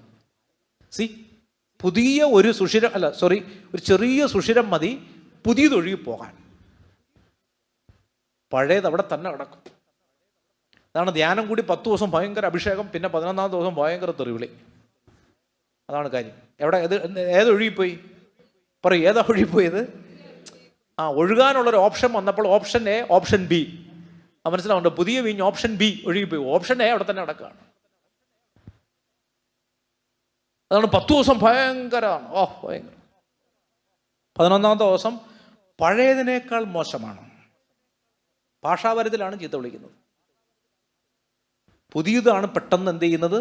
ഒഴുകിപ്പോകുന്നത്. ചേർന്ന് പറഞ്ഞേ ഹല്ലേലൂയ. വായിച്ചേ. അങ്ങനെ ചെയ്താൽ പുതിയ വീഞ്ഞ് പഴയ തോൽക്കുടങ്ങൾ ഭേദിച്ച് ഒഴുകിപ്പോവുകയും തോൽക്കുടങ്ങൾ നശിക്കുകയും ചെയ്യും. കണ്ടോ, ഒഴിച്ചത് അബദ്ധമായി, തോൽക്കുടവും പോയി. പുതിയ വീഞ്ഞ് ഒഴിച്ചത് അബദ്ധമായി. എന്ത് ചെയ്തു? പുതിയ വീഞ്ഞും പോയി. മേനി പറയാനായിട്ട് പണ്ട് അമ്മാവൻ്റെ കാലത്തുള്ള തോൽക്കുടങ്ങൾ വീട്ടിലുണ്ടായിരുന്നു എന്നെങ്കിലും പറയാമായിരുന്നു. ഇപ്പം അതും പറയാൻ പറ്റുന്നുണ്ടോ? ഇല്ല, അതും പോയി. പുരാവസ്തുവായിരുന്നു, അതും ഒഴുകിപ്പോയി. ആ തോൽക്കുടവും നഷ്ടപ്പെട്ടു പോയി. അതാണ് ആൾ ഉള്ള വിശ്വാസം കൂടെ പോകും. അതാണ് പ്രശ്നം. ചില ആളുകൾ അങ്ങനെ ഉണ്ട്, വലിയ നവീകരണത്തിലേക്കൊക്കെ വന്നു എന്ന് പറഞ്ഞിട്ട് ചെറിയ ചില ബുദ്ധിമുട്ടുകൾ ജീവിതത്തിൽ ഉണ്ടാകുമ്പോൾ നിരീശ്വരവാദത്തിലേക്ക് തന്നെ പോയിട്ടുള്ള ചില ആളുകളുണ്ട്. ദൈവമേ ഇല്ല എന്ന് പറഞ്ഞ് ഒരു കാലത്ത് ഭയങ്കര ഫയറായിരുന്നു.